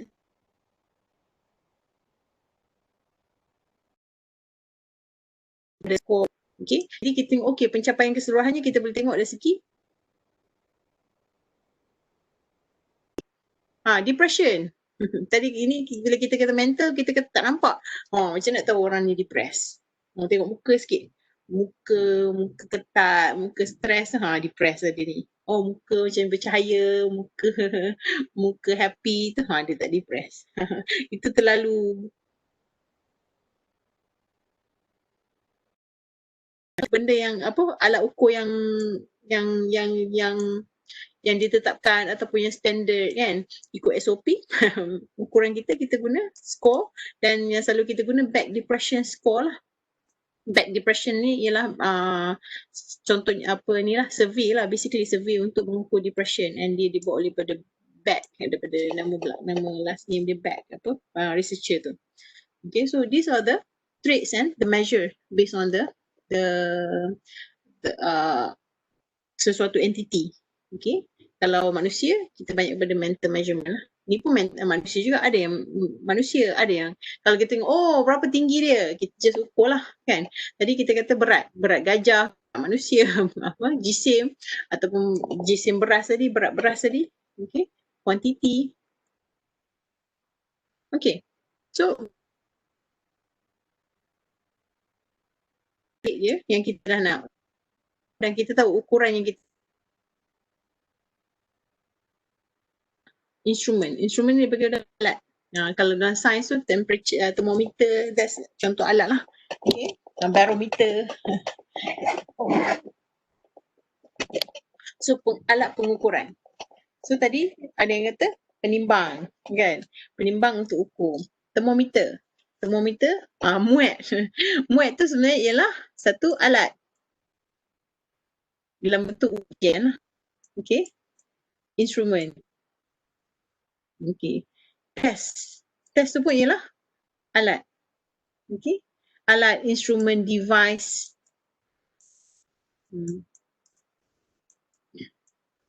So the measurement instrument is the tool used to assign a numeric value. Satu value berbentuk numerik untuk melihat kuantiti. Kuantiti, trait ataupun characteristics yang kita nak tengok tadi lah. Based on entity tadi. Okay. Mental measurement, IQ, kecerdasan, intelligence, English proficiency. Okay. Those are the, ini adalah alat-alat untuk ukur mental measurement. Dan mental measurement uses tests, skills, inventories as an instrument. Skills, inventories ni basically survey lah, nama lain bagi survey. Okay, ujian. Jadi kita tahu kata kita nak ukur kecerdasan and everything, kita perlukan alat lah nak ukur. Bila nak perlukan alat, dan selalunya yang kita guna dalam mental measurement untuk ukur mental seseorang, individu, kita guna ujian. Dan sebab tu ada macam-macam ujian. Survey, inventories. Ni nama-nama lain lah. Ada yang panggil batteries. Ada setengah guna, psychological batteries. Okay, itu tu basically test saja tu. Dalam bentuk test skala Likert kan. Strongly agree, strongly disagree. Okay, so that's the instrument. So, bila kita ada trait, kita dah ada ukuran, kita dah ada instrumen. So that's the we look at the process. Proses pengukuran tu macam mana? Okay. The measurement process involves interaction. Proses dia melibatkan interaksi antara entiti yang kita nak ukur. Entiti tu ialah manusia lah. Okay. Kita dari segi kecerdasan kita, contohnya trait yang kita nak ukur untuk entiti ni ialah kecerdasan. Dan kita nak ukur kena ada alat. Alat dia tadilah weighing scale, test. Test ni terkandung dalam ni ialah items lah. Kan? Specifically items lah. Sebabnya koleksi item ialah test. Kan? Okay. Test tu terdiri daripada item-item yang kita dah rancang apa yang kita nak tanya untuk membentuk satu test. Jadi basically ada instrumen dalam bentuk test ataupun item-item, koleksi item. Kita ada entiti iaitu manusia. Jadi ada interaction tu. Kita ada manusia. Ada ciri-ciri dia. Manusia pun ada ciri-ciri dia. Person properties. Dan kita ada test.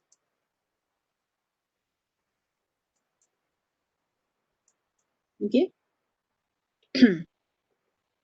And kita tengok sejauh mana entiti ni berubah berdasarkan mengubah instrumen ni, berapa markah yang diberi. So kita tengok kuantiti lah, how much. Bila ada how much itu ialah kita dah mula start dengan assign quantity ataupun assign nombor. Dan nombor itu ialah bila kita assign nombor, itu ialah pengukuran. Proses memberi nombor ataupun score, markah. So measurement is a process to assign numbers. Dan berapa banyak entiti tu mengubah instrumen ni, kita bagi nombor lah. Sebab tu ialah kita bagi markah, kita bagi grade, kita bagi score. Okay. So how much a person changes the needle of a weighing scale?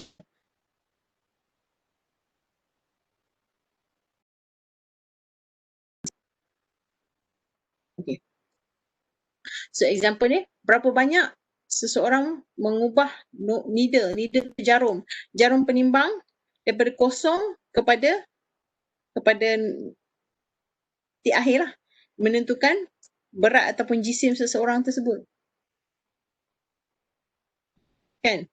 Kalau ada orang, orang tu duduk atas, berdiri atas penimbang ni dan kemudian jarum tu berubah. Okay, so sejauh mana jarum tu berubah daripada kosong, itu menentukan berapa banyak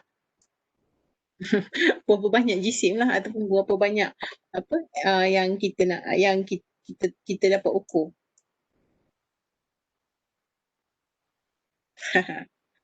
Okay. Ada yang kalau macam ni, kalau dari segi dia guna different instrument, ada yang guna instrument ni. Okay. So this is how we interact. Measurement process is about interaksi manusia dengan instrumen. Instrumen itu ialah alat.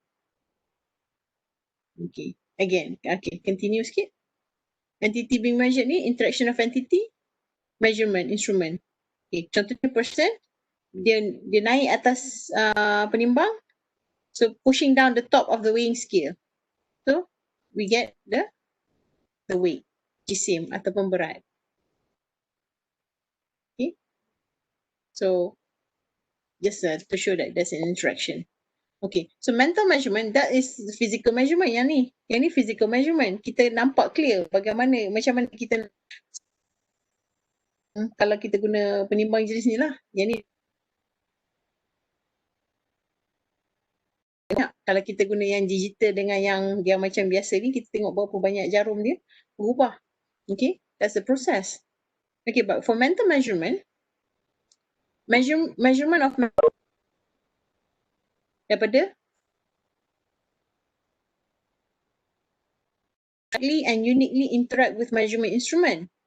Okay, to generate a measurement of the trait. Kalau jaranglah kita kata, memang berat dia masa tu, saja menggambarkan berat tu, unless dia baru lepas makan ke, ataupun dia tengah puasa ke, who knows. Okay, so mungkin dan puasa tu belum tentu lagi berat dia akan consistent lah in general. Tapi kita dapat tahu kata kalau dia step on that penimbang, memang berat dia roughly banyak tu lah.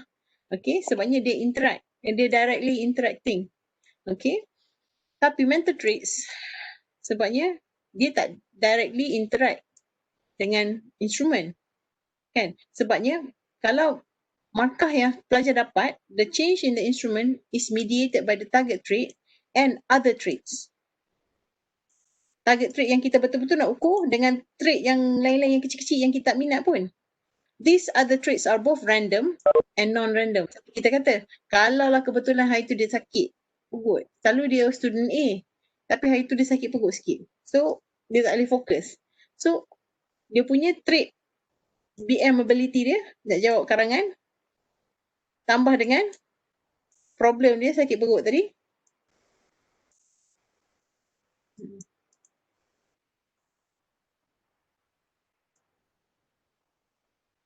Jadi ada 2-3 benda lah isu dalam tu. BM ni yang kita betul-betul nak ukur. Tiba ada sakit perut. Kemudian pula, kebetulan hari tu pula dah prepare. Dia punya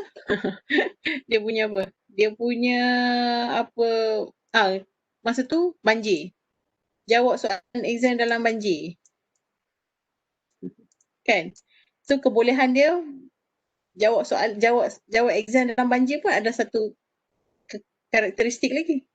Jadi markah BM dia tu hari tu dah terpengaruh oleh BM sekali, dia punya betul-betul keupayaan dia dan benda-benda yang sikit-sikit ni ada traits or effects ni. Kesan-kesan lain yang kita nak tengok lah. Okay. So ada setengah random, kebetulan. Ada setengah non-random. Okay. Mungkin sebab dia punya soalan untuk dia punya dia punya sekolah, soalan tu kabur sikit. I don't know, dia dapat kata soalan, memang dia ink ke tak berapa nak, okay? Ink problem dan tak berapa jelas kadang-kadang. Okay? And then ada banyak construction pula. Kehabisan kuota internet, dia minta tolong. Okay, siapa? Oh no, okay. Okay. Thank you. Okay, that's the bad part of it. Oh, okay. Tak apa, kita sambung. Nanti Zaru boleh tengok YouTube. Okay, so basically the change in the measurement instrument in mental measurement is clouded. So kita dapat one clear cut macam kita dapat beras tadi ataupun kita dapat berat kita tadi atas penimbang. It's all foggy. You know, foggy representation of actual trait. Kita nak BM tapi ada benda lain yang basically mengganggu ataupun mempengaruhi. Okay, jadi benda kabur lah sikit. Kita tak dapat betul-betul. Okay, jadi tapi kalau kita buat betul, soalan kita betul, yang kita tulis betul, semua kita dah ikut prinsip-prinsip pembinaan item, quality item dah betul, kita dah ikut JSU, at least kita dapat somehow, kalau tak strict, tak betul-betul tepat pun, kita dapat roughly lah. Kalau jauh pun jauh menyimpang sikit saja, macam 1 markah ataupun 0.5 markah saja. Tak adalah sampai 5 markah beza. Nak menentukan sampai dia sepatutnya lulus, dia tak lulus. Okay, so this is a mental measurement and we use test. Dan test tu lah yang kita betul-betul nak buat, make sure supaya betul-betul mengukur apa yang kita nak ukur dan betul-betul dapat ukur BM tadi. Bila kita bagi markah 50, we are confident 50 tu memang keupayaan BM dia. Tak termasuk yang sakit perut, banjir, ink dengan ada bunyi bising dekat luar Dewan Peperiksaan construction whatsoever. Okay.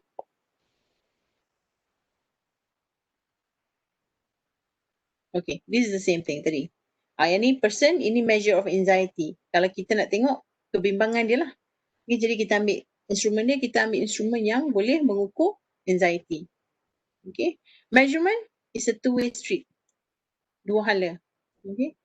Intuitively, we tend to think about measurement as only concerning the determination of person's trait. Memang kita ingat, oh okay, score dia lah. Person's trait tu score dia lah, 50 tadi. Okay, kita ingat, oh ciri-ciri dia, okay 50 ni maksudnya keupayaan pelajar tersebut je lah. Tetapi sebenarnya, ciri-ciri ataupun properties of the person tadi, actually dipengaruhi oleh properties of instrument. Yang kita lukis tadi, ada orang, ada test. Kalau test tu ditulis bagus, hopefully sejauh mana pun, dan student ni of course kita assume dia study, buat revision dengan cakap cikgu whatsoever, dan test tadi jika diukur dengan baik dan memang dibuat berdasarkan apa yang student ni belajar, hopefully dia dapat mengukur dengan baik lah.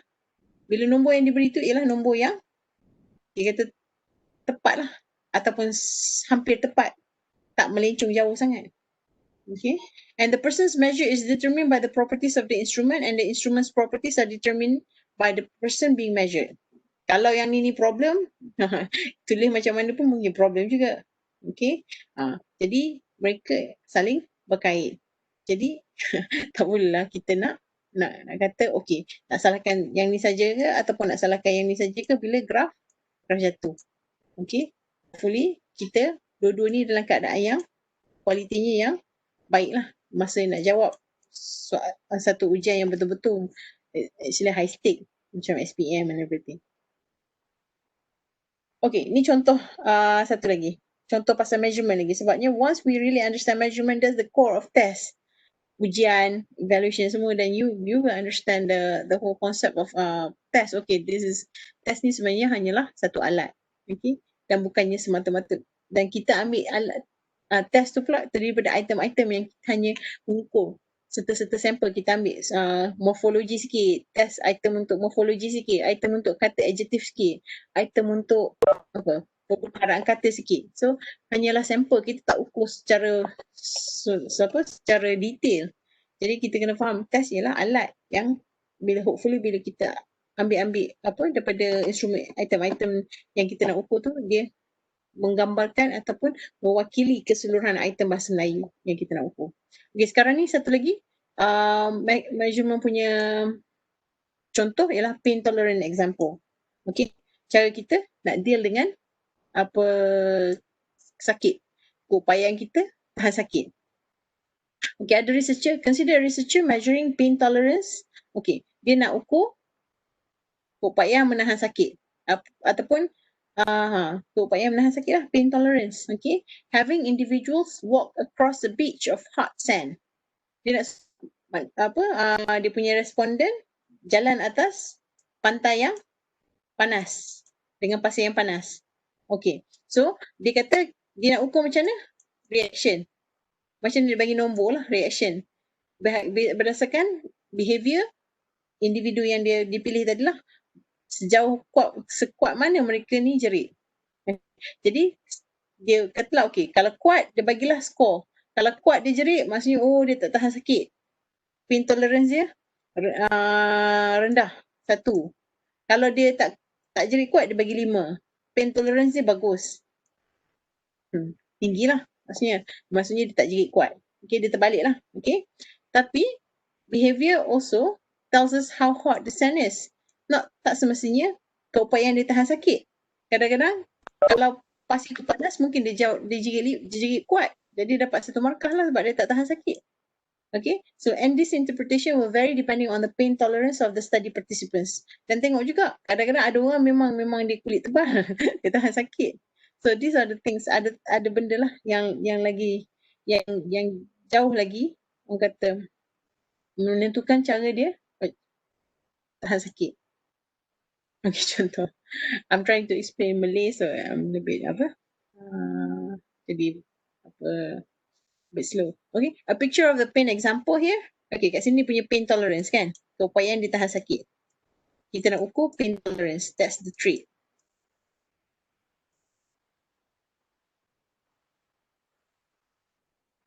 Okay, ini pasir. Dan kita kata pasir tadi inilah instrumen lah. Hot sand kan. Okay. Dia pun jerit. Ouch. Okay. So, bila dia jerit ni, individu ni jerit, does the scream measure pain tolerance of the person ataupun does the scream measure the temperature of the sand? Tengok, kalau sand ni tak panas sangat, kan dalam 10, kalau dia yang first responding kena awal pagi. Memanglah, dia kata hot sand. Pasir pantai tu memang kita tahu, pantai tu memang panas lah pasir dia. Okay, tapi student A kena jalan atas pasir pada waktu pagi. Panas tapi waktu pagi. Student B kena jalan atas pasir panas tapi waktu tengah hari. So tengah hari tu lagilah panas. Jadi A dengan B dah lain dah timing dia. Okay, so this one is actually we can kalau kat sini kan kita boleh hypothesize lah B mesti akan jerit lebih kuat daripada A. Okay, bukan sebab dia tak tahan panas sangat. Sebab temperature of the sand is way higher than when students A step on the sand. So tengoklah ada interaksi lah. Okay, so alat dia pun menentukan macam mana student A atau student B menjerit. So basically kalau kita dalam exam, test kita tu menentukan macam mana student kita A ke B ke perform. Kalau bagus, baguslah. Kalau tak bagus, tak baguslah. Kalau dia orang nilai sekolah.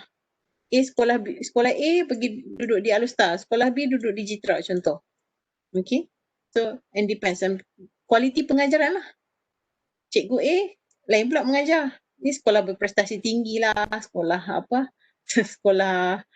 apa lagi? Sekolah kluster lah kan. B sekolah kampung je contoh.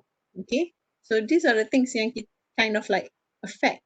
Tapi hopefully kita nak at least instrumen kita ni biarlah constant lah. Biarlah seragam untuk semua. Sebab itu perlunya ada fair, adilan. Okay. So far so good.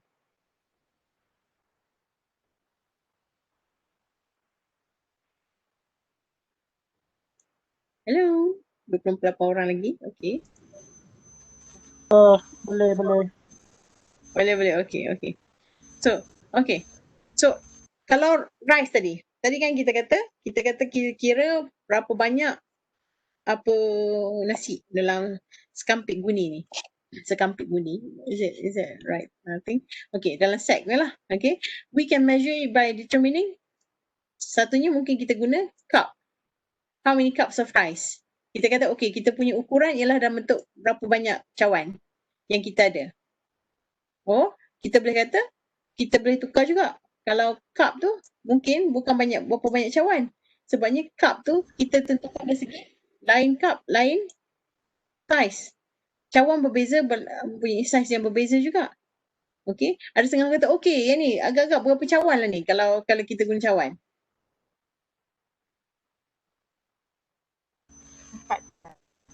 4 cawan, okey. Okey, kalau 4 cawan. Ha! Macam tahu-tahu je 4 cawan. Okey. So kata dia, okey, dia guna cawan ni dapat 4 cawan. Kalau dia guna ni mangkuk. Kalau dia guna ni besar sikit, katalah masuk semua secawan. Kalau dia guna mangkuk, mangkuk tu okay. Yalah dalam mangkuk tu kita kata secawan jugalah. So size of the cawan lah basically. Okay. So kalau soalan tu susah, kita nampak okay, oh macam sikit je dia punya skor. Ataupun kalau instrumen tu besar, kan size mangkuk ataupun size container tu besar, kita rasa macam oh macam sikit je beras ni. Jadi kita kata 4 cawan. Jadi kita kata 1 cawan. Yang kita kata 1 mangkuk. Oh okey, 4 cawan lagi banyak daripada 1 mangkuk ataupun 1 cawan. Sama? Balkis?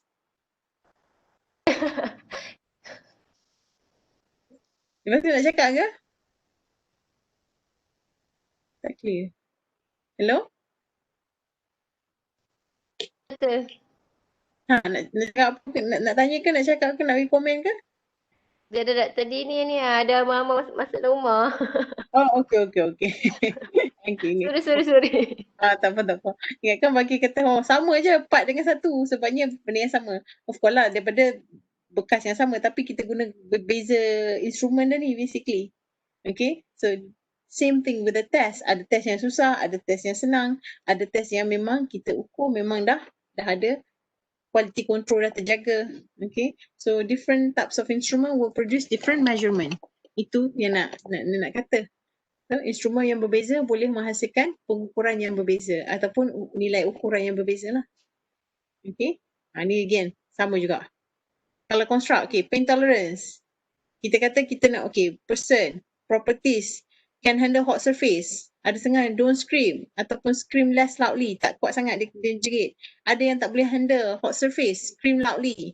Okay, instrumen kita nak guna untuk ukur pain tolerance, kita guna pasir yang panas. Properties, ada yang 20 degree, ada yang 30, ada yang 40. Okay, kalau ni amount in a sack, ni quantity pula, quantity beras dalam guni. Okay, rice pula, okay, berapa kita kata properties rice ni kita nak tentukan berapa banyak bilangan cawan yang diperlukan untuk tengok berapa banyak beras dalam satu guni.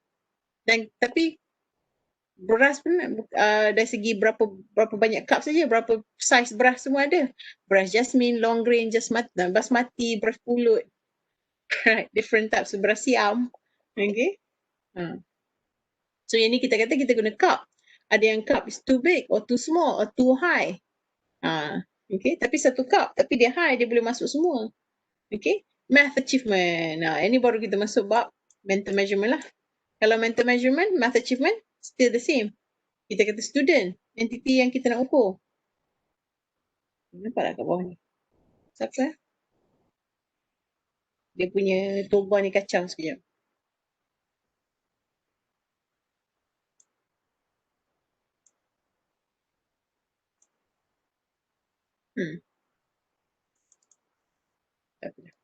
Okay, so basically kalau kita tengok sini, itulah math. Kita kata student tadi, sama ada student tu dia punya properties dia punya low ability, average ability, high ability. Lepas tu kita guna instrument multiple choice item. Soalan tu multiple choice pula dia punya property dia easy, moderate, difficult. Okay, so all this interaction lah determine pengukuran yang kita akan dapat dan kualiti pengukuran yang kita akan dapat. So kita ada interaksi 2 hala. So dalam kita punya masyarakat, kegunaan mental measurement ni kita guna selalu untuk research of course, kan, untuk naik pangkat. Untuk apa lagi? Untuk tengoklah accountability, nak buat polisi, kan. Okay. Tahun ni semua dapat A. Apa polisi nak tukar? Maksudnya kita tak payah buat dah. Semua, maksudnya kita kekal PPSMI. Sebabnya kita punya student semua dapat A. Kalau kita tanya matematik dan bahasa Inggeris dengan sains dan bahasa Inggeris semua dapat A. So kita kekal lah PPSMI. Okay. Ataupun semua dapat B. So kita memang buang masuk. Ataupun kita buat hasil lah DLP, dual language program. Psikologi policy, nak buat testing kan, nak tengok psikologi seseorang manusia ataupun psycho-educational. Kalau kita test lah dia memang pelajar, memang IQ test dia memang below average. Kita nak masukkan kelas dia dalam apa? Dalam kelas keperluan khas, perupayaan ataupun pelajar autistik. So this kind of things lah kita nak tentukan kat mana mereka nak duduk. Okay. Sekali lagi, measurement, I'm stressing a lot about measurement sebab measurement akan tentukan assessment tadi lah. Okay. So we determine the properties of individuals. Tadi kita kata ciri-ciri individu ataupun trait level dan juga items. Iaitu sejauh mana dia susah, sejauh mana dia dapat diskriminasi. Okay, kita guna measurement model. Okay, this measurement will convert all the responses about kita yang jawab, student yang jawab soalan-soalan and soalan-soalan based on item kita. Jadi bagaimana dia jawab tu lah measurement model akan jadikan dia keluarkan dari segi measure lah. Kita gunalah satu measurement model. And quality of the measurement model will determine ukuran. Okay, because bila kita masukkan dalam measurement model, ada model pengukuran, kita boleh tahu kualiti ukuran yang kita dapat dari karakteristik yang kita nak ukur tu, dan itulah kita panggil reliability dan validity. And that's why sekarang ni kita ada fairness lah, satu lagi, keadilan, kesahan, keboleh percayaan is reliability, kesahan, validity dan juga fairness, keadilan. Okay, so dalam tu semua kena ada. Dalam measurement model tu dia akan tentukan reliability, validity and everything. Yang selalu kita guna yang dah establish lah, model pengukuran yang kita selalu guna, kita panggil true score model. Dan ini bila kita cakap pasal reliability, nanti kita cakap lagi true score model, kita panggil ataupun kita lebih kenal sebagai classical or traditional test theory, CTT, ataupun IRT lebih moden lah. Tapi selalu kat sekolah lagi still kita guna CTT ni. Basically CTT ni ataupun true score model ni ialah bila kita tambah semua jawapan betul dan bahagi dengan jumlah markah. Itulah CTT basically. Okay, cuma ni nama klasiknya, nama jargonnya lah. Okay, measurement model, just true score model ataupun CTT. Okay, another one is IRT, is more advanced. Sekarang ni memang kalau kita tak payah tulis banyak item pun kita dah dapat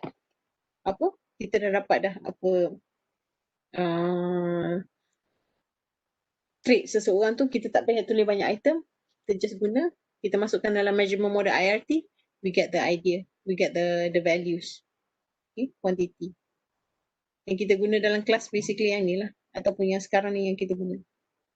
And again, benda yang sama, ada people properties, ada item dan responsesnya. Bila kita measurement model ni akan tentukan ukuran dan kualiti, dan juga dia akan menentukan sama ada dia akan ukur item dan properties item tersebut dan juga kualiti ukuran yang dihasilkan oleh item.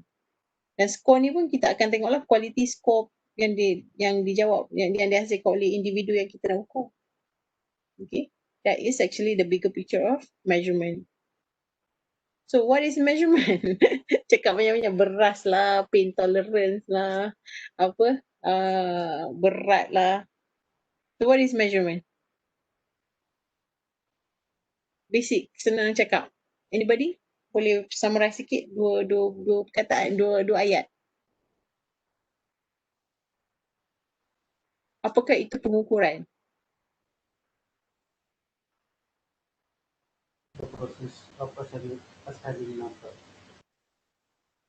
Ya, siapa cakap? Oh, okay, Bert, ulang balik Bert. Okay, the process of assigning number. Right. Okay, proses nak assign number. Maksudnya proses nak bagi nombor. Tapi bila nak bagi nombor tu, kita faham nombor tu ataupun ukuran tu terhasil dari segi based on apa? Apa prosesnya? Internet. Syahidah? Ya, mental measurement. Kita guna pengukuran meter menggunakan ciri individu dan ciri-ciri item yang kita guna. Ya, bijak. Okay, so tak adalah sia-sia. Saya ingatkan saya cakap seorang. So, okey lah, betul lah. Interaksi tu ada, maksudnya pengukuran tu melibatkan interaksi antara individu dan juga item ataupun instrumen. Right, itulah ada ciri-ciri individu ataupun person properties dan juga item properties. Okay, dan bila kita ada interaksi antara dua ni, akan terhasillah ukuran ataupun nombor. Jadi, kita akan bagi ukuran atau nombor tu, itulah proses pengukuran. Okay, yang ni saya sambung minggu depan. Test, assessment dengan evaluation. Tapi bila dapat measurement tu, dapat idea what is measurement dan ada interaksi antara manusia dengan individu dengan item, itu dah cukup dah. That's the takeaway untuk hari ni. Okay, pengukuran proses memberi nombor atau skor kepada seseorang mengikut prosedur ataupun mengikut standard-standard tertentu yang prosesnya melibatkan interaksi antara item dan individu. Bila kita cakap pasal mental measurement. Okay. So far so good? Any question?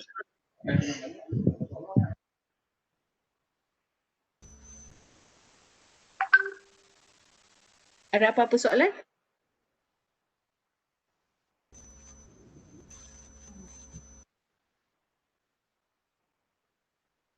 Okay, tak ada. Saya assume tak ada. Doktor, Ya.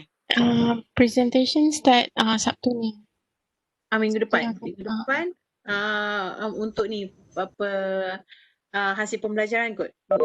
Kaitan pengajaran dan pentaksiran. So dalam tu adalah hasil pembelajaran yang saya minta tolong upload pula install My Educator punya app. Okay. Untuk tu dan group yang akan present nanti boleh start sharing slides lah bila ready. And of course saya akan masuk slide saya juga. Okay. Okay Lina, Malina. Bukan Lina. Okay. Okay, so Doktor. ya Cikgu Yati. Ya, saya nak tanya, maksudnya pengukuran ni, apa yang kita dapat tu, unit dia berdasarkan apa ujian yang kita buat kan? Right. Maksudnya kalau kita guna dari segi kilogram lah. Kalau kita guna dari segi pack lah. Right. Jadi kalau test kita tu memang kita tahu kata soalan ni memang memang soalan senang lah kita nak bagi sebab student kita yang kita nak ukur tu semuanya berkeperluan khas. Memang kita akan dapat yang dapat ukur, at least kita tahulah aras dia. Jadi ukuran tu kita faham lah. Soalan tu senang. Okay, tapi sebenarnya kita nak ukur untuk student aras apa yang berkupat yang khas tadi lah. Hati. Kalau soalan kita buat berdasarkan kehendak yang kita nak lah kan? Right. Yang minggu depan lah. Okay. Terima kasih Doktor. Hasil pembelajaran dan kemudian kita akan tengoklah JSU apa aras dia, kognitif dia nak yang tahap berapa, 6 ke 1 ke. Dia adalah C1, C6 nanti kognitif belum kita I think siapa yang pernah mengajar dia akan tahu kognitif belum kan?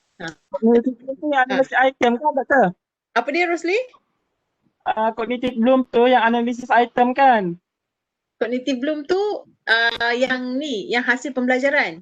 Tahap taksonomi.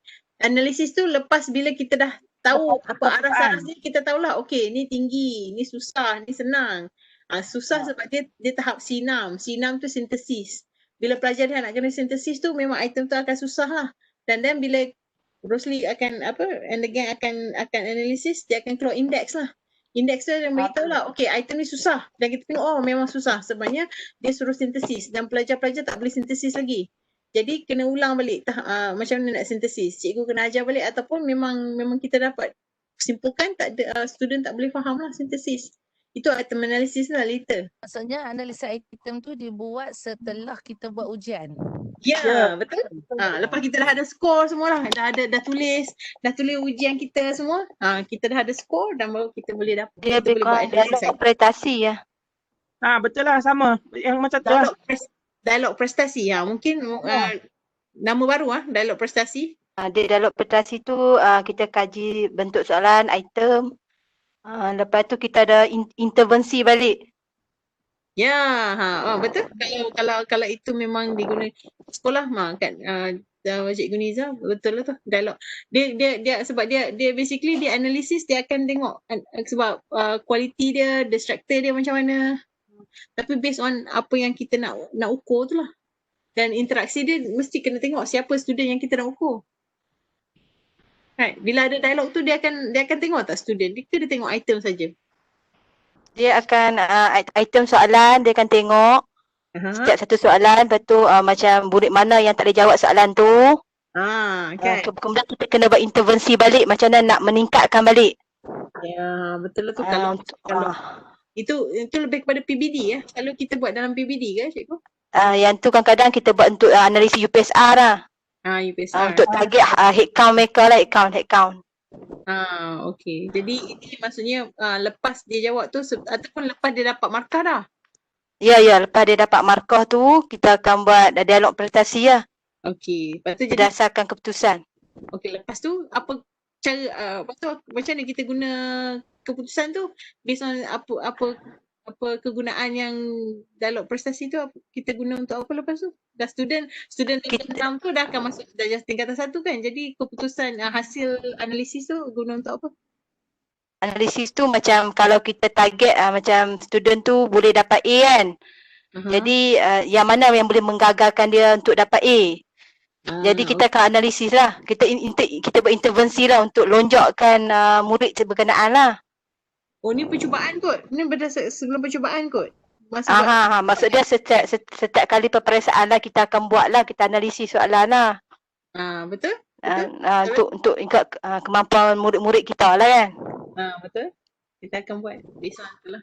Jadi dia at the end kita akan tengok lah. Betul, budak tak faham ataupun soalan kita yang problem. Kadang-kadang masalah soalan. Right, itu memang. Ya, betul. Budak tak faham soalan kita. Itu memang selalu jadi kan, sebab tu dia adalah proses-proses dia, betul? Cikgu? Okay, this is really interesting. Dan at the end-nya benda-benda itu nombor yang kita nak ukur lah. Dan graf nak naik ke nak turun ke, sometimes based on yang tu juga. Soalan susah. Okay, turun graf. Semua dapat A. Okay. Dia adalah dia ada. Itu. Tapi at least bila dapat konsep pengukuran, dah ada dua interaksi tu, dan dia nak bagi nombor based on proses yang kita nak buat, itu dah cukup lah untuk understand mental measurement, pengukuran mental ataupun tahap keupayaan seorang lah yang kita tak nampak. Okay kita stop. Okay, kita stop sampai sini. Minggu depan saya start sikit test, saya terus start test evaluation dengan assessment. Bagi tahu sikit-sikit briefly sebabnya test tadi kita dah mention lah, test tu ialah instrumen. Jadi test tu ialah alat untuk membantu pengukuran, tapi alat tu perlu dibina berdasarkan SOP tertentu lah dengan kualiti-kualiti yang kita dah tetapkan basically. Okay, sikit sebanyak. Dan pentaksiran tu selalunya lebih besar lah, ataupun ada setengah tengok pentaksiran dengan test tu benda yang sama. Thank you very much. Okay, stay dengan saya sampai pukul 7 ni. Tengok minggu depan kita maybe start dengan WhatsApp ke, dan kita tengok macam mana group nak present. Cikgu Anani, Fadlin, okay, and yang akan bentang dia nak present macam mana. Kita akan tengok macam mana kalau dia present YouTube live, kita buat YouTube live sekejap, kita masuk Webex, ataupun kalau dia orang share awal ke, kita tengok WhatsApp ke macam mana, dan ada Q&A session ke dalam Webex. I don't know. Sebab nampak gaya semua dah kena guna data banyak. I really don't know how to help. Kita try lah minimum penggunaan Webex. Cikgu Anani, nak cakap apa-apa ke before kita end the meeting? Tak ada. Okay. Terima kasih ya. Okay guys. Okay, Terima kasih. Saya nak ambil gambar sekejap. Jangan saya nak ambil partisipan.